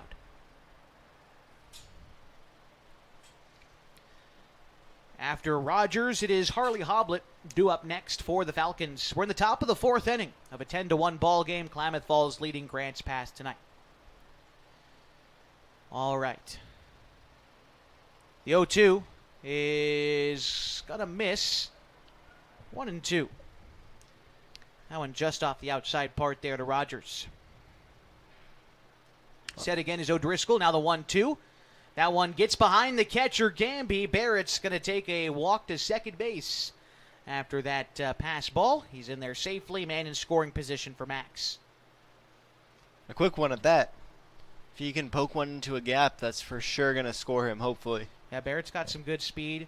He's been maybe a little over-aggressive at times tonight, but you like the aggressiveness on this team. Count is now 3-2 after Rogers takes a pitch in the dirt. Rogers has got good speed as well.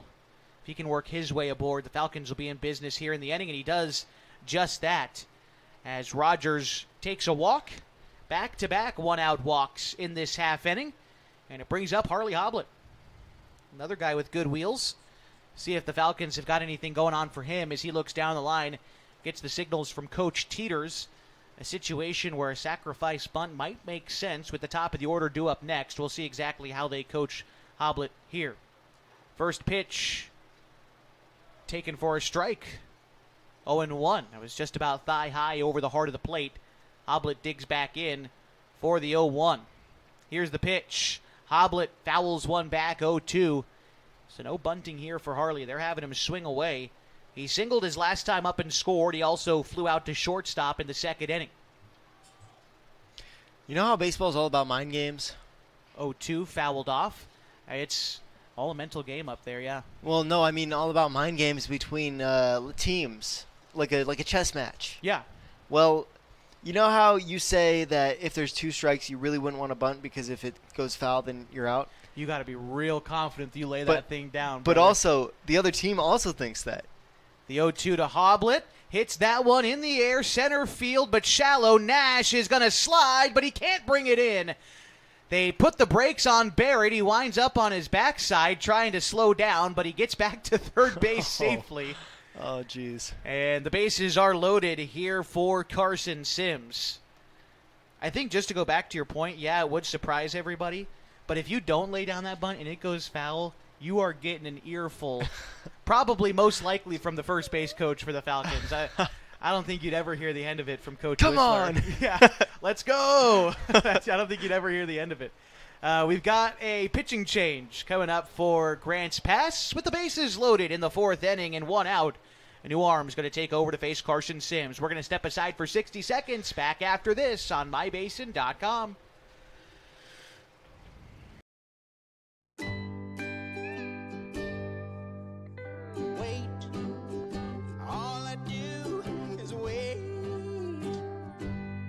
So lonely, I just sigh and moan. Seems like I've been away forever, wondering if you're coming home. I just saw your face, I know you're coming home.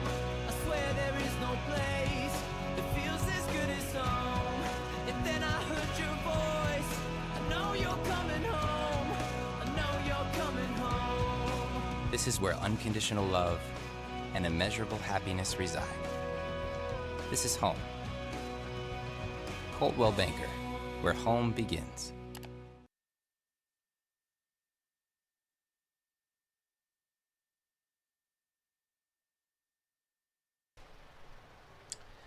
Left-hander on the bump here, taking over for Grants Pass in a 10-1 ball game in the top of the 4th inning. It is might be the first outing of the season, and it is for Sawyer Ordonis. No previous pitching experience for the Nuggets so far this summer. He inherits a tough spot. Bases loaded, and Carson Sims and the rest of the top of the Falcons order due up next. If there's anything working in Ordonis' favor is that he is a left-handy, so providing a little bit of a different look for Grants Pass here in this half inning rather than the right-hander O'Driscoll. And by the way, O'Driscoll is responsible for all the runners out there, so can't give you the final line on him just yet. But with Barrett at third, Rogers at second, Hoblet at first, Sims a chance to not only put the Falcons back out in front by 10, but maybe even widen the gap a bit further in a 10-1 ball game, top of the 4th inning. You know, it's just warm-up, so it's too early to speculate, but that's what I'm going to go ahead and do. Okay, let's hear it. It looks like this pitcher has some pretty good velocity on him. I saw the two-seam fastball had quite a bit of run to it also, so be curious to see how he can use it here. That two-seam's going to run away from the righties, and Sims steps in. First pitch, misses upstairs, 1-0. Sims today, 2 for 3. Had a 2 RBI single in the second, also scored a run when he reached on a base hit in the first. Otherwise, he popped out in foul territory in the third inning. The pitch to Sims is going to miss low. Nope, that's called a strike. Okay. I just got to stop guessing. Count is 1-1. Pretty good-sized lead out there at second for Max Rogers. The pitch to Sims misses upstairs, no questions there, 2-1. And at first base, Hoblit gets a pretty aggressive secondary as well. The first baseman, Bernoli, playing in front of the runner, not really in a position to receive a back pick or especially a move over from the pitcher, rather. The 2-1 misses wide, 3-1, so Hoblit can afford to get real aggressive out there. And with good speed, a ball in the gap would almost certainly score him. But right now, Sims in a hitter's count, 3-1 at the plate. Here's the pitch. That one called a strike. Sims taking one thigh high over the heart of the plate. The count is full. After Carson, it's Corbin Hamilton. A good at-bat here from Carson, working the count full against the new arm, seeing some pitches here against Ordonis, and then he works a walk to earn an RBI. Touching home is Barrett. Going to third is Rogers. At second now is Hoblit with Sims at first. Corbin Hamilton, chance to widen the gap, now standing at 10. An 11-1 score line in the top of the fourth. And there's your mercy run rule right there. If the Falcons can hold it. They got to 10 earlier, and the Nuggets fought back, so a 10-run lead might not be safe in that instance. That's why it's important for Hamilton to try to come up with a base hit here, something he hasn't done yet in this ball game. He laid down a sacrifice in the first, struck out in the second. He walked and was left stranded in scoring position last half inning. But 420 hitter, 23 RBI on the season.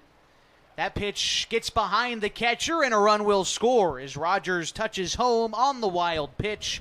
Hoblit goes to third, and Sims in at second. Still a good RBI opportunity for Corbin Hamilton.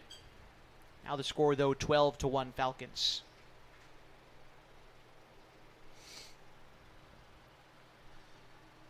All right. Back on the hill is Ordonis. Now the pitch. That is called a strike. Letter high over the heart of the plate. Count is 2-2. Pardon me, 2-1.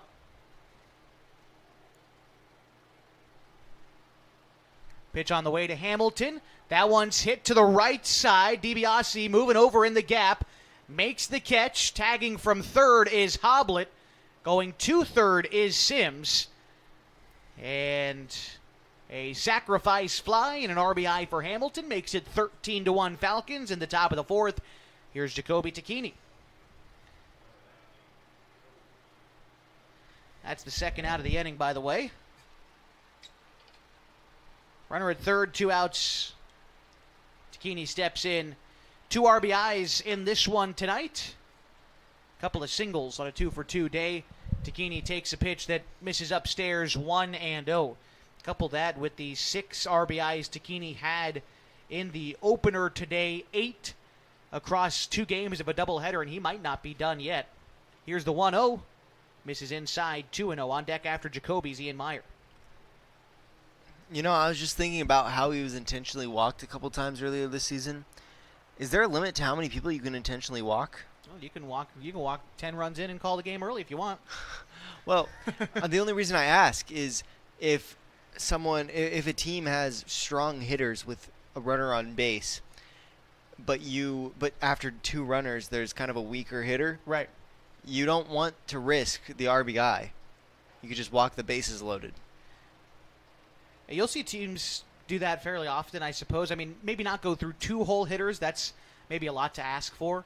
But, I mean, I see your point. I think, there's an interesting statistic, and I haven't looked closely at it in a while, so I might be misquoting it exactly. But the 2004 season for Barry Bonds was like his best season overall on-base percentage. He was intentionally walked a ton.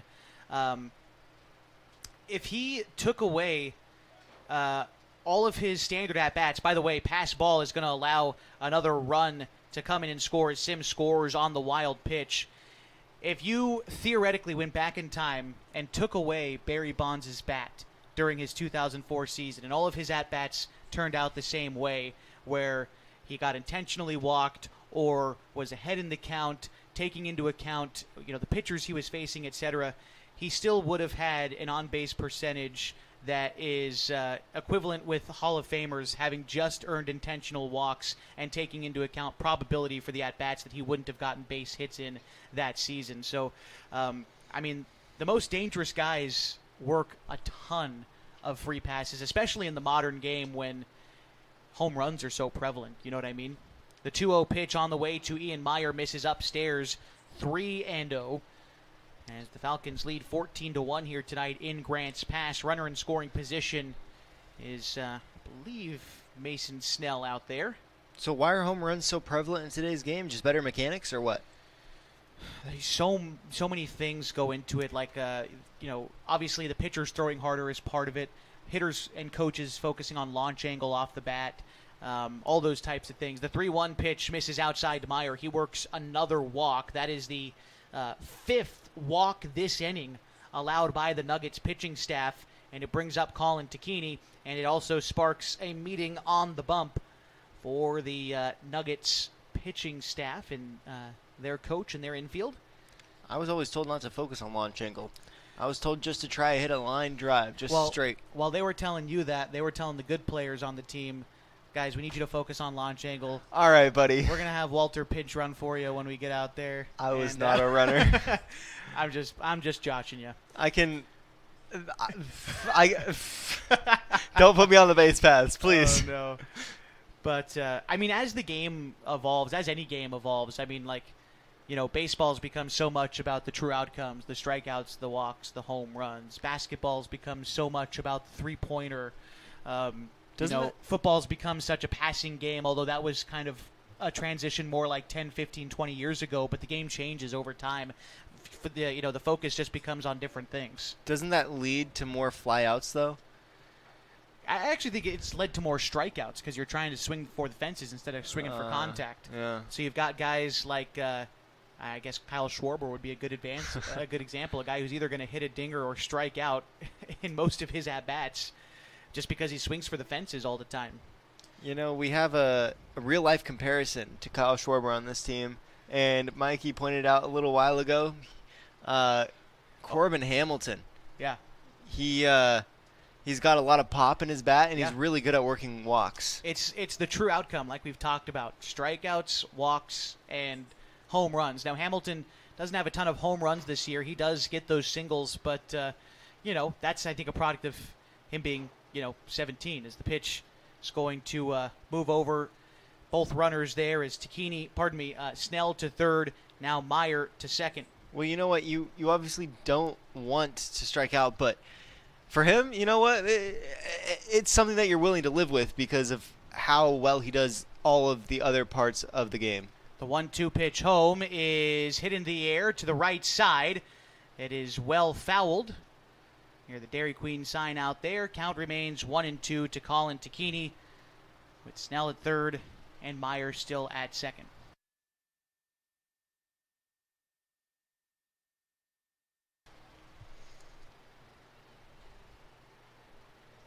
Falcons batted around here in the fourth. The pitch from Ordonis, ground ball to the right side. Up with it is Hewlett. And the throw on to first is in time, finally putting an end to the bleeding here in the fourth as the Falcons add 4 more here in the fourth inning. We're heading to the bottom half next at a 14-1 ball game on mybasin.com.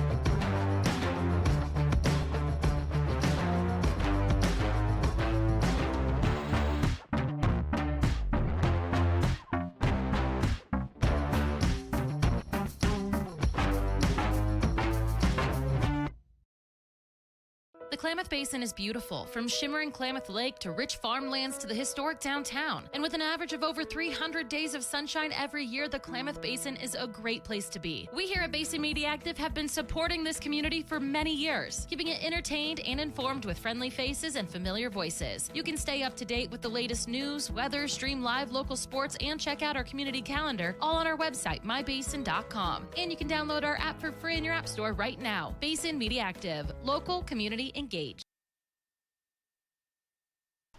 14-1 our score. Bottom of the fourth inning, the Klamath Falls Falcons lead the Grants Pass Nuggets. It's the bottom third of the Nuggets order. Caden Richardson, Levi Hewlett, and Lyric Anderton due up. We'll see if there's any changes coming up for Grants Pass here in the later stages of this ball game. Quite the mountain to climb here against the Falcons, a 13-run deficit. P.J. Safford continuing to work out there for Klamath Falls. Got the strikeout in 3 pitches to get himself out of the third when he came in relief of Hunter Glidden. Closing the book on Hunter, 2 2/3 pitched, 2 hits, 1 run, it's unearned. He walked 2 and struck out 6. Great start to the game for Glidden as Safford looks to take it the rest of the way, presumably tonight, as he gets ready to start against Caden Richardson. First pitch, firm fastball, called a strike on the outer third. Richardson with a walk, his first time up in the second inning. He was left stranded at first base in that inning. The 0-1 from Safford pulls the string on him and gets a swing and a miss. 0-2 the count to Richardson, the designated hitter tonight for the Nuggets. Safford works quickly out there, ready to go again in the 0-2. The pitch is looked at for strike 3, goes outside 3 straight pitches, and gets strike 3 looking for his second strikeout since coming out of the bullpen, and it brings up Levi Hewlett. Hewlett 0 for 1 tonight with a strikeout coming in the second inning. Hewlett did not get an at-bat in her opener tonight. The product, North Valley High School, getting the start, though, at second base in the nightcap. Safford misses upstairs with the slider, 1-0 on the season for Hewlett and the Nuggets. I'll give you the outlook on him here after the 1-0 pitch. It misses low. Count is 2-0. Hewlett on the season batting 100.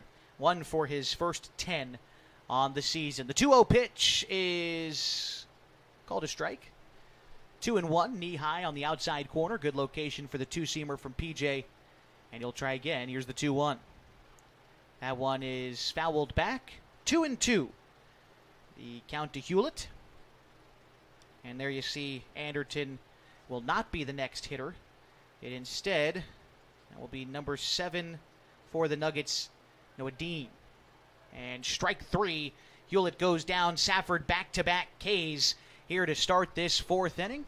3 straight strikeouts. Yeah, dating back to the last inning. Not a bad start to the day for PJ. You know, it's got to be so boring playing in the field, watching PJ pitch. Man, he's electric, though. He is, yeah. He's so fun to watch. Give me the stats for the most high fives delivered. Yeah. Noah Dean, the hitter here for Safford, and he works ahead. Strike 1. And that's the most important pitch you can throw right there. Finds the fastball on the outside, now working ahead of Dean. The 0-1 dips a little bit low on the fastball. Count is even. Dean hitting in place of Anderton. We'll see if he takes over defensively in left field or if they're just trying to get him some at-bats here in the bottom of the fourth inning. Count is now 2-1 to Dean, and Gage Gamby is still on deck for the Nuggets. The pitch is a bouncer towards the right side. A defensive chance here for Max Rogers, and he makes the play cleanly for the out. The Nuggets down in order in the fourth. They trail the Falcons 14-1 on mybasin.com. Introducing Smith Bates Marcom Solutions, your trusted partner in marketing and communication. We specialize in crafting compelling campaigns, eye-catching graphics, and impactful branding materials. Smith Bates is like working with dependable friends. They always help us build our professional image. Through the innovative strategies that the team at Smith Bates suggested, we've been able to give the brand at Calor the boost that it desperately needed. Unlock your potential with Smith Bates Marcom Solutions. Rob, why do you think so many families choose Subaru here? Because they're built for real life here in Southern Oregon. All-wheel drive, safety, and room for everything from kids to camping gear. And we've got Subarus in stock, ready to go when you are. Plus, we're locally owned and deeply involved in the community. When you buy from us, you buy from a dealership that supports Klamath Falls. Stop by and say hi. Friendly, local, and easy to work with. That's us at Klamath Falls Subaru, right on Washburn Way.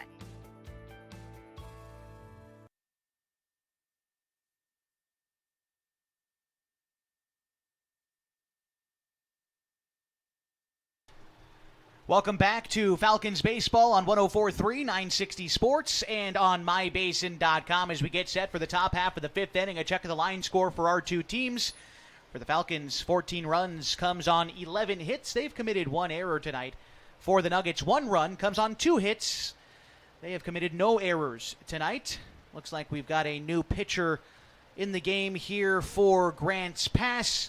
Let you know who that is here in just a moment. Is P.J. Safford, Chase Barrett, and Max Rogers get set to lead things off as it looks like it's Lakai Fitzsimmons coming into the game, the third pitcher tonight for the Nuggets.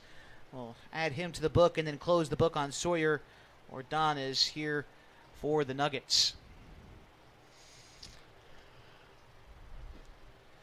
All right, so the middle reliever for Grants Pass tonight, Sawyer Ordonez, pitched 2/3 of an innings, gave up 1 run. It was earned. He walked 3 batters. Jordan O'Driscoll hung with the majority of the offensive output today for the Falcons. 3 1/3 innings pitched, 11 hits, 13 runs. They're all earned. He walked 7 and struck out 2. That's 7 walks. It's really what's come back to bite him today. Of those 7 walks, 5 of them have turned into runs.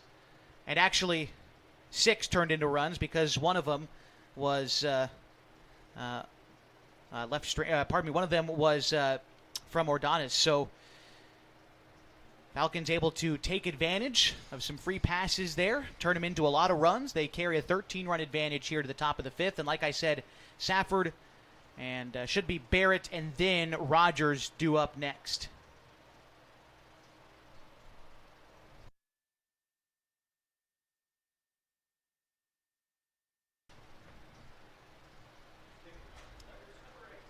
All right, Safford getting ready to dig in here. He has scored a couple of runs today on a 1-for-2 evening. Singled in the 2nd, walked and scored in the 3rd. He also popped out in the 4th, but a chance to lead things off here in the 5th. Here's the first offering from Lakai Fitzsimmons. First pitch misses upstairs. 1-0. Fitzsimmons working out of the windup. He's got a lot of motion in that lineup, or that windup. You can tell from even just watching him warm up in that first pitch there. But, it's kind of fun to watch. Yeah. Kind of leans back as he steps. Has a big, tall leg kick. Widens out his arms as he delivers the pitch to Safford. A bouncer out towards second. Eats up Hewlett. Skips off of his glove and into right field. And Safford reaches on the error to lead off the 5th. And that brings up Chase Barrett. Barrett is without an official at-bat tonight. He did walk, though, and score in the 4th inning. Safford, by the way, going to be replaced. A courtesy runner. Looks like Colby Medeiros out there. Bowtown Bandit. There it See is. if he can steal some bases. Leading off the bag, just spotted that number 21 across his back. Medeiros aboard at first, and here's the first offering to Chase Barrett. That's going to miss upstairs, maybe a touch outside to Chase. Count is 1-0. Looking at the season statistics for Barrett coming into play today. He's batting .300 on the season, 4 extra base hits, 3 doubles and a triple, 10 RBIs. He's scored a bundle of runs, being used a lot as a courtesy runner this year, but a chance to swing away with a runner on and nobody out. He's ahead in the count 1-0, and the pitch home is going to miss upstairs. 2-0, the count to Chase. And Max Rogers is the one waiting on deck tonight for the Falcons. Any insurance here goes a long way in trying to secure up a win in the bottom half of the 5th inning. They've already got a little bit of a cushion. A 13-run lead. There's a 2-0 misses outside. 3-0. Safford reached on an error. He was replaced by Medeiros over there at first. But again, as a courtesy, Safford will be able to re-enter and pitch the bottom half, should it still be his job, which I would see no reason why it wouldn't, as Barrett takes a pitch on the inside part there. 3-1 as Fitzsimmons used the bender in a 3-0 count. Must feel confidence in that pitch. The 3-1, that one will miss outside. And 2 men on to lead off the 5th inning brings up Max Rogers. Rogers walked his last time up, came in to score. As the walks continue to pile up today for the Grants Pass pitching staff, something that didn't necessarily plague the first game like it is this one. That was walk number 11. And in fact, as many walks as hits tonight for the Falcons. Here's the pitch to Rogers. Swung on and missed. 0-1. It is Mason Snell on deck. He'll replace Harley Hoblet in the 9 spot. Pitch on the way from Fitzsimmons as he comes set, takes a look around. The 0-1 is waved at and missed. 0-2, the count to Rogers. Again, Medeiros in at second, Barrett on at first. Both of them with pretty decent leads. No one on the Nuggets really holding them close. So the 0-2 is dropped in. A curveball looked at for strike 3 from Rogers. First out here in the 5th. And it brings up Mason Snell. First at bat of this ball game and of the day for Mason Snell. Didn't get a chance in the opener. And he's replacing Harley Hoblet here, who exits after going 2 for 3. Snell on the season, a .348 hitter for the Falcons. Here's the pitch. Misses wide. 1-0 the count to Snell. I like the hood. Reminds me of another player on the Falcons, Harley Hoblet. Yeah, but Snell goes like for the white all the time. Harley mixes it up. He accessorizes a little bit more, I think. That's true. Harley does have a good fashion sense. The 1-0 pitch is going to miss low. 2-0. Lineup turns over next, although Sims will be replaced by the on-deck hitter, Jacoby Nickerson.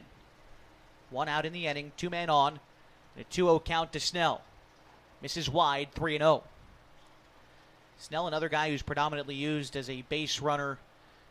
He's scored 11 runs this season. He also gets quite a few starts out in the outfield, although he might not always be in the offensive lineup. But here, he works a walk.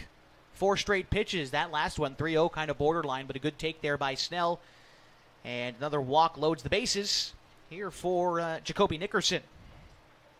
First at-bat of the nightcap for Nickerson. In the opener, he was 0 for 1. He popped out to third base in the 5th inning of that one. So Medeiros to third, Barrett to second. Now Snell aboard at first. And the first pitch is low, 1-0 out of the right hand of Lakai Fitzsimmons. 2 up next for the Falcons, looks like Corbin Hamilton. Good chance for the Falcons tonight. It looks like they've just about done it, getting everybody in the lineup tonight, at least an at-bat. The 1-0 misses upstairs, 2-0. Trying to look, I don't think there's anybody. No, Hunter Glidden hasn't taken an at-bat yet in the nightcap this evening. But I think he's the only one. The 2-0 pitch is waved at and missed. Was there a balk? It was fouled off. Oh, it was, okay. I saw Snell take off for second and then get about 90% of the way there and turn back. No one else did the same, so foul ball. Counts 2-1. Nickerson, the left-hander, is going to pop that one foul, and there's 2 strikes on him. On the season, a .359 hitter. 11 RBIs, 16 runs scored for Nickerson. He's got 2 strikes on him with the bases loaded and just 1 out. Here's the pitch from Fitzsimmons. And it is swung on and missed. A pitch in the dirt. But again, with first base occupied, no chance to run it out, and it brings up Corbin Hamilton. 2 outs in the inning. Bases remain loaded. Hamilton has an RBI today when he hit a sacrifice fly in the 4th inning, otherwise hitless, 0 for 1. Actually, he's hit 2 sacrifices tonight and walked once to go along with a strikeout in the 2nd inning. Pitch on the way from Fitzsimmons, who's working back out of the windup with the bases loaded. The pitch to Hamilton is in the dirt, and then it kicks down the third base line.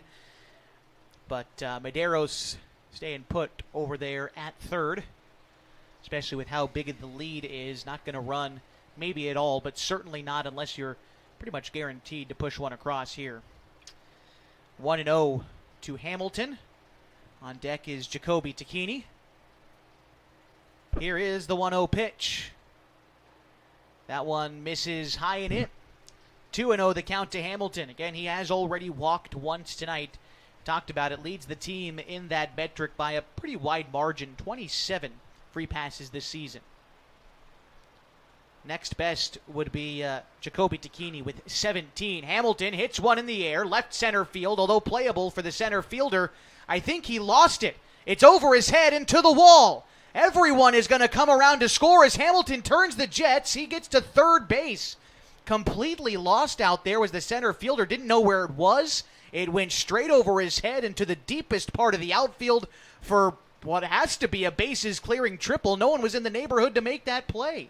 And so the lead grows for the Falcons 17-1, and it brings up Jacoby Tacchini with a runner on third. Yeah, I saw the center fielder come in. I thought it was going to be a short fly out, but it landed way behind him, kind of towards the wall a little bit. Yeah, well, for us, when that ball goes up in the air, we lose it over the overhang of the grandstand. So I looked to the outfield to try to judge how deep the fly ball is. And you're right, he came in, but that ball was way over his head. Here's the first pitch to Tacchini. That one misses down and in. 1-0. Hamilton now at third base after driving in 3 more runs. That's got to feel good. That's now 4 RBIs in this game for Hamilton. And on the season, triple number 3. The 0-1 misses down to Tacchini, and the count is even to the Falcons catcher. And it looks like Ian Meyer is still on deck. Tacchini tonight 2 for 2, couple of singles and 2 RBIs. He's also walked twice in tonight's contest. Got a right-hander, I think, warming up for Grant's pass ahead of the 1-1 pitch. It gets to the backstop, and another run will score. 18-1, the Falcons lead. Scoring 4 runs this inning, only 1 hit required so far, but now the base is empty with 2 outs, and the pitcher, Fitzsimmons, can afford now just to focus on Jacoby Tacchini. A dangerous man in and of himself, makes it a little bit easier to try to pitch to him with the bases empty. The 2-1. Here it comes. Chopper to the left side. Up with it is the third baseman Hill on 2 hops. Makes the throw in time. That will retire the side. The Falcons' lead grows ever bigger. 18-1 the score as we go to the bottom half of the 5th. The chance to close it out next on mybasin.com. When your care feels complicated, you need someone who won't back away. At Heartfelt, they are known for taking on the cases others won't. Complex, high-risk, and deeply personal situations that deserve real attention. They specialize in minimally invasive procedures, helping you heal faster and get back to your life, your family, your work. And they are here for the long term, not just one visit. No referrals needed, just care that truly shows up for you. Visit heartfeltobgyn.com or call 541-205-6890. Heartfelt OBGYN. Expert care when it matters most. At Pacific Power, we can't predict the future, but we're preparing for every possibility. With more extreme weather year-round, we're investing in an energy system ready for what comes next. By strengthening the grid, using smart infrastructure, and drawing from our diverse energy resources, we're not just powering today. We're designing an energy system that's built to weather tomorrow. Energy that makes powering your greatness possible.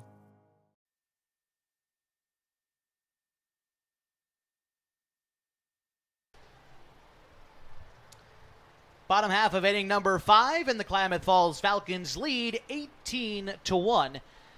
PJ Safford looking to close this one out for his squad. Going through the top third, I suppose, of the Nuggets order.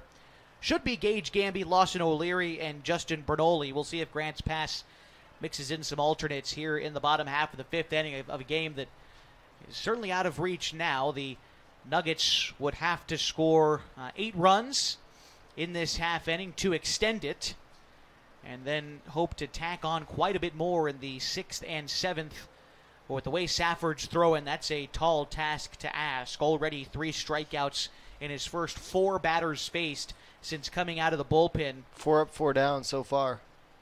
Mixed in a ground out, to close out the 4th inning. So falls on Gage Gamby, trying to get the rally started for the Nuggets tonight. He's 0 for 1 in this ball game. Struck out in the first, walked and scored in the third. Here's the pitch from Safford. That one is fouled straight back. Count is 0-1.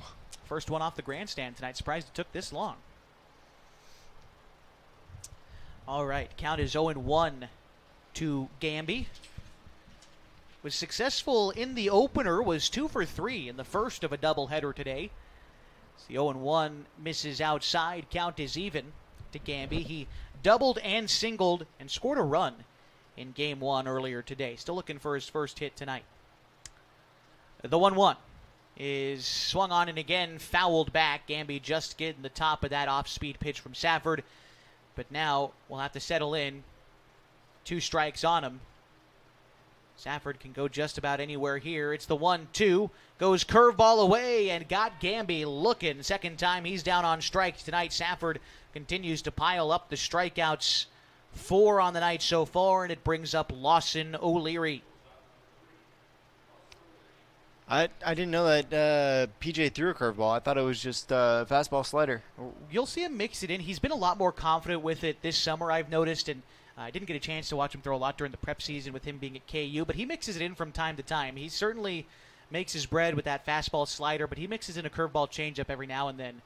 Goes slider away that time, misses away to O'Leary. Count is 1-0. O'Leary singled his last time up. That was in the 3rd inning. He also struck out in the 1st. Pitch from Safford elevates the fastball, swung on and missed. Count is even to O'Leary. And Justin Bernoulli is on deck for Grants Pass tonight. Safford ready to deliver the 1-1. That one is lifted foul, and the count is 1-2 to Lawson O'Leary. O'Leary, the shortstop today, has made a couple of fine defensive plays for Grants Pass. Still looking to leave his mark on the offensive end in the nightcap. In the opener, had an RBI triple. The 1-2 misses low, bounces to the plate. Count is 2-2 now to O'Leary. Again, this series continues on Thursday at Kiger Stadium. A doubleheader scheduled for a 5:30 first pitch in Klamath Falls. The 2-2 is hit on a line to center field. That is gloved by the center fielder. I think Hamilton's out there patrolling the midway, as there are now 2 outs in the 5th. So you've got Barrett in right, Snell in left, Hamilton in center, Sims at 3rd, Takini at short, Rogers at 2nd, and Meyer at 1st. Defensively here for the Falcons in the 5th. Nuggets down to their final out. It's Justin Bernoulli who takes ball 1 low and away. Bernoulli 0 for 1 in tonight's ball game. Flew out in the 1st, was hit by a pitch in the 3rd. The 1-0 is going to miss in. Safford tried to go off speed in to the righty, just missed in. And the count is 2-0. Byron Hill is due up next for Grants Pass. Should the inning continue, Safford steps off ahead of the 2-0 pitch. Now he's back on the rubber, looks to be ready to go. Here it comes, the 2-0. Misses low and away that time. 3-0. Went the fastball, missed in the dirt. Bernoulli heading the count here. He will work a walk on a pitch that misses in, and the Nuggets get a runner on with 2 outs in the 5th. Here is Byron Hill. Grants Pass still clinging to what at this point is their final out of the game. They need to score 8 to stay in it. That the 3rd walk tonight issued by the Falcons pitching staff as a whole. Compare that to the 12 that they've been gifted on the offensive side, and well, that certainly makes up for some of this 17-run deficit in this one. Safford gets ahead of Hill 0-1. Hill tonight is 0 for 2. He's struck out and reached on an error. The 0-1 misses away, 1-1. Safford with the off-speed stuff away from the right-handed hitting 3rd baseman for Grants Pass. The game continues. Landon Nash is on deck. Safford set with the 1-1, and now the pitch. He goes off speed on the inner third of the plate, gets a called strike 2, and the Nuggets down to their final strike of the night. Takini delivers the signal. Safford agreeable. He comes set. Takes a deep breath. The 1-2. Runner on the move. The pitch is fouled off, and we'll do it again. 1-2. See if Bernoulli tries to get a head start again over there at first. Got a pretty decent jump, all things considered. But for Safford, frankly, no matter. He's focused on the hitter. 2 strikes on Byron Hill. Safford looks in, gets the signal set again. Here it comes. The 2-strike offering. A curveball is looked at for ball 2. And Bernoulli swipes second with no throw down. Like I said, Falcons not necessarily concerned with him out there. Safford attacking the hitter Hill, and after falling even on a borderline pitch, we'll see where he goes. 2 balls, 2 strikes, 2 outs. Safford the pitch. It will ring uphill looking for the final out of this one. The Falcons come to town and leave with a couple of victories, 18-1 here in the nightcap. We're going to step aside for 2 minutes time. When we come back, we'll put a bow on this one. Get ready for the wrap of the season series on Thursday night. You've got Falcons baseball on 104.3, 960 Sports, and mybasin.com.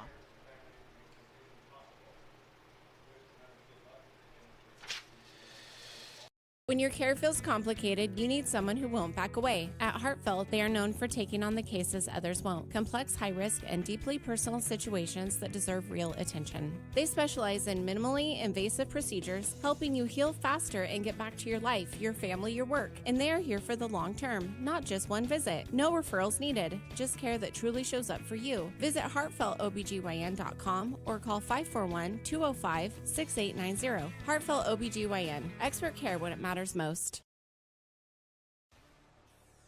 Come on in. Hey, I'm Jason with Elevate Physical Therapy, Fitness and Performance, and just a little bit about us. So we started in March of 2020, opened right before COVID hit. It's been a wild ride. So one of the things I'm super passionate about is this idea of being guides, and or think about like a map and compass.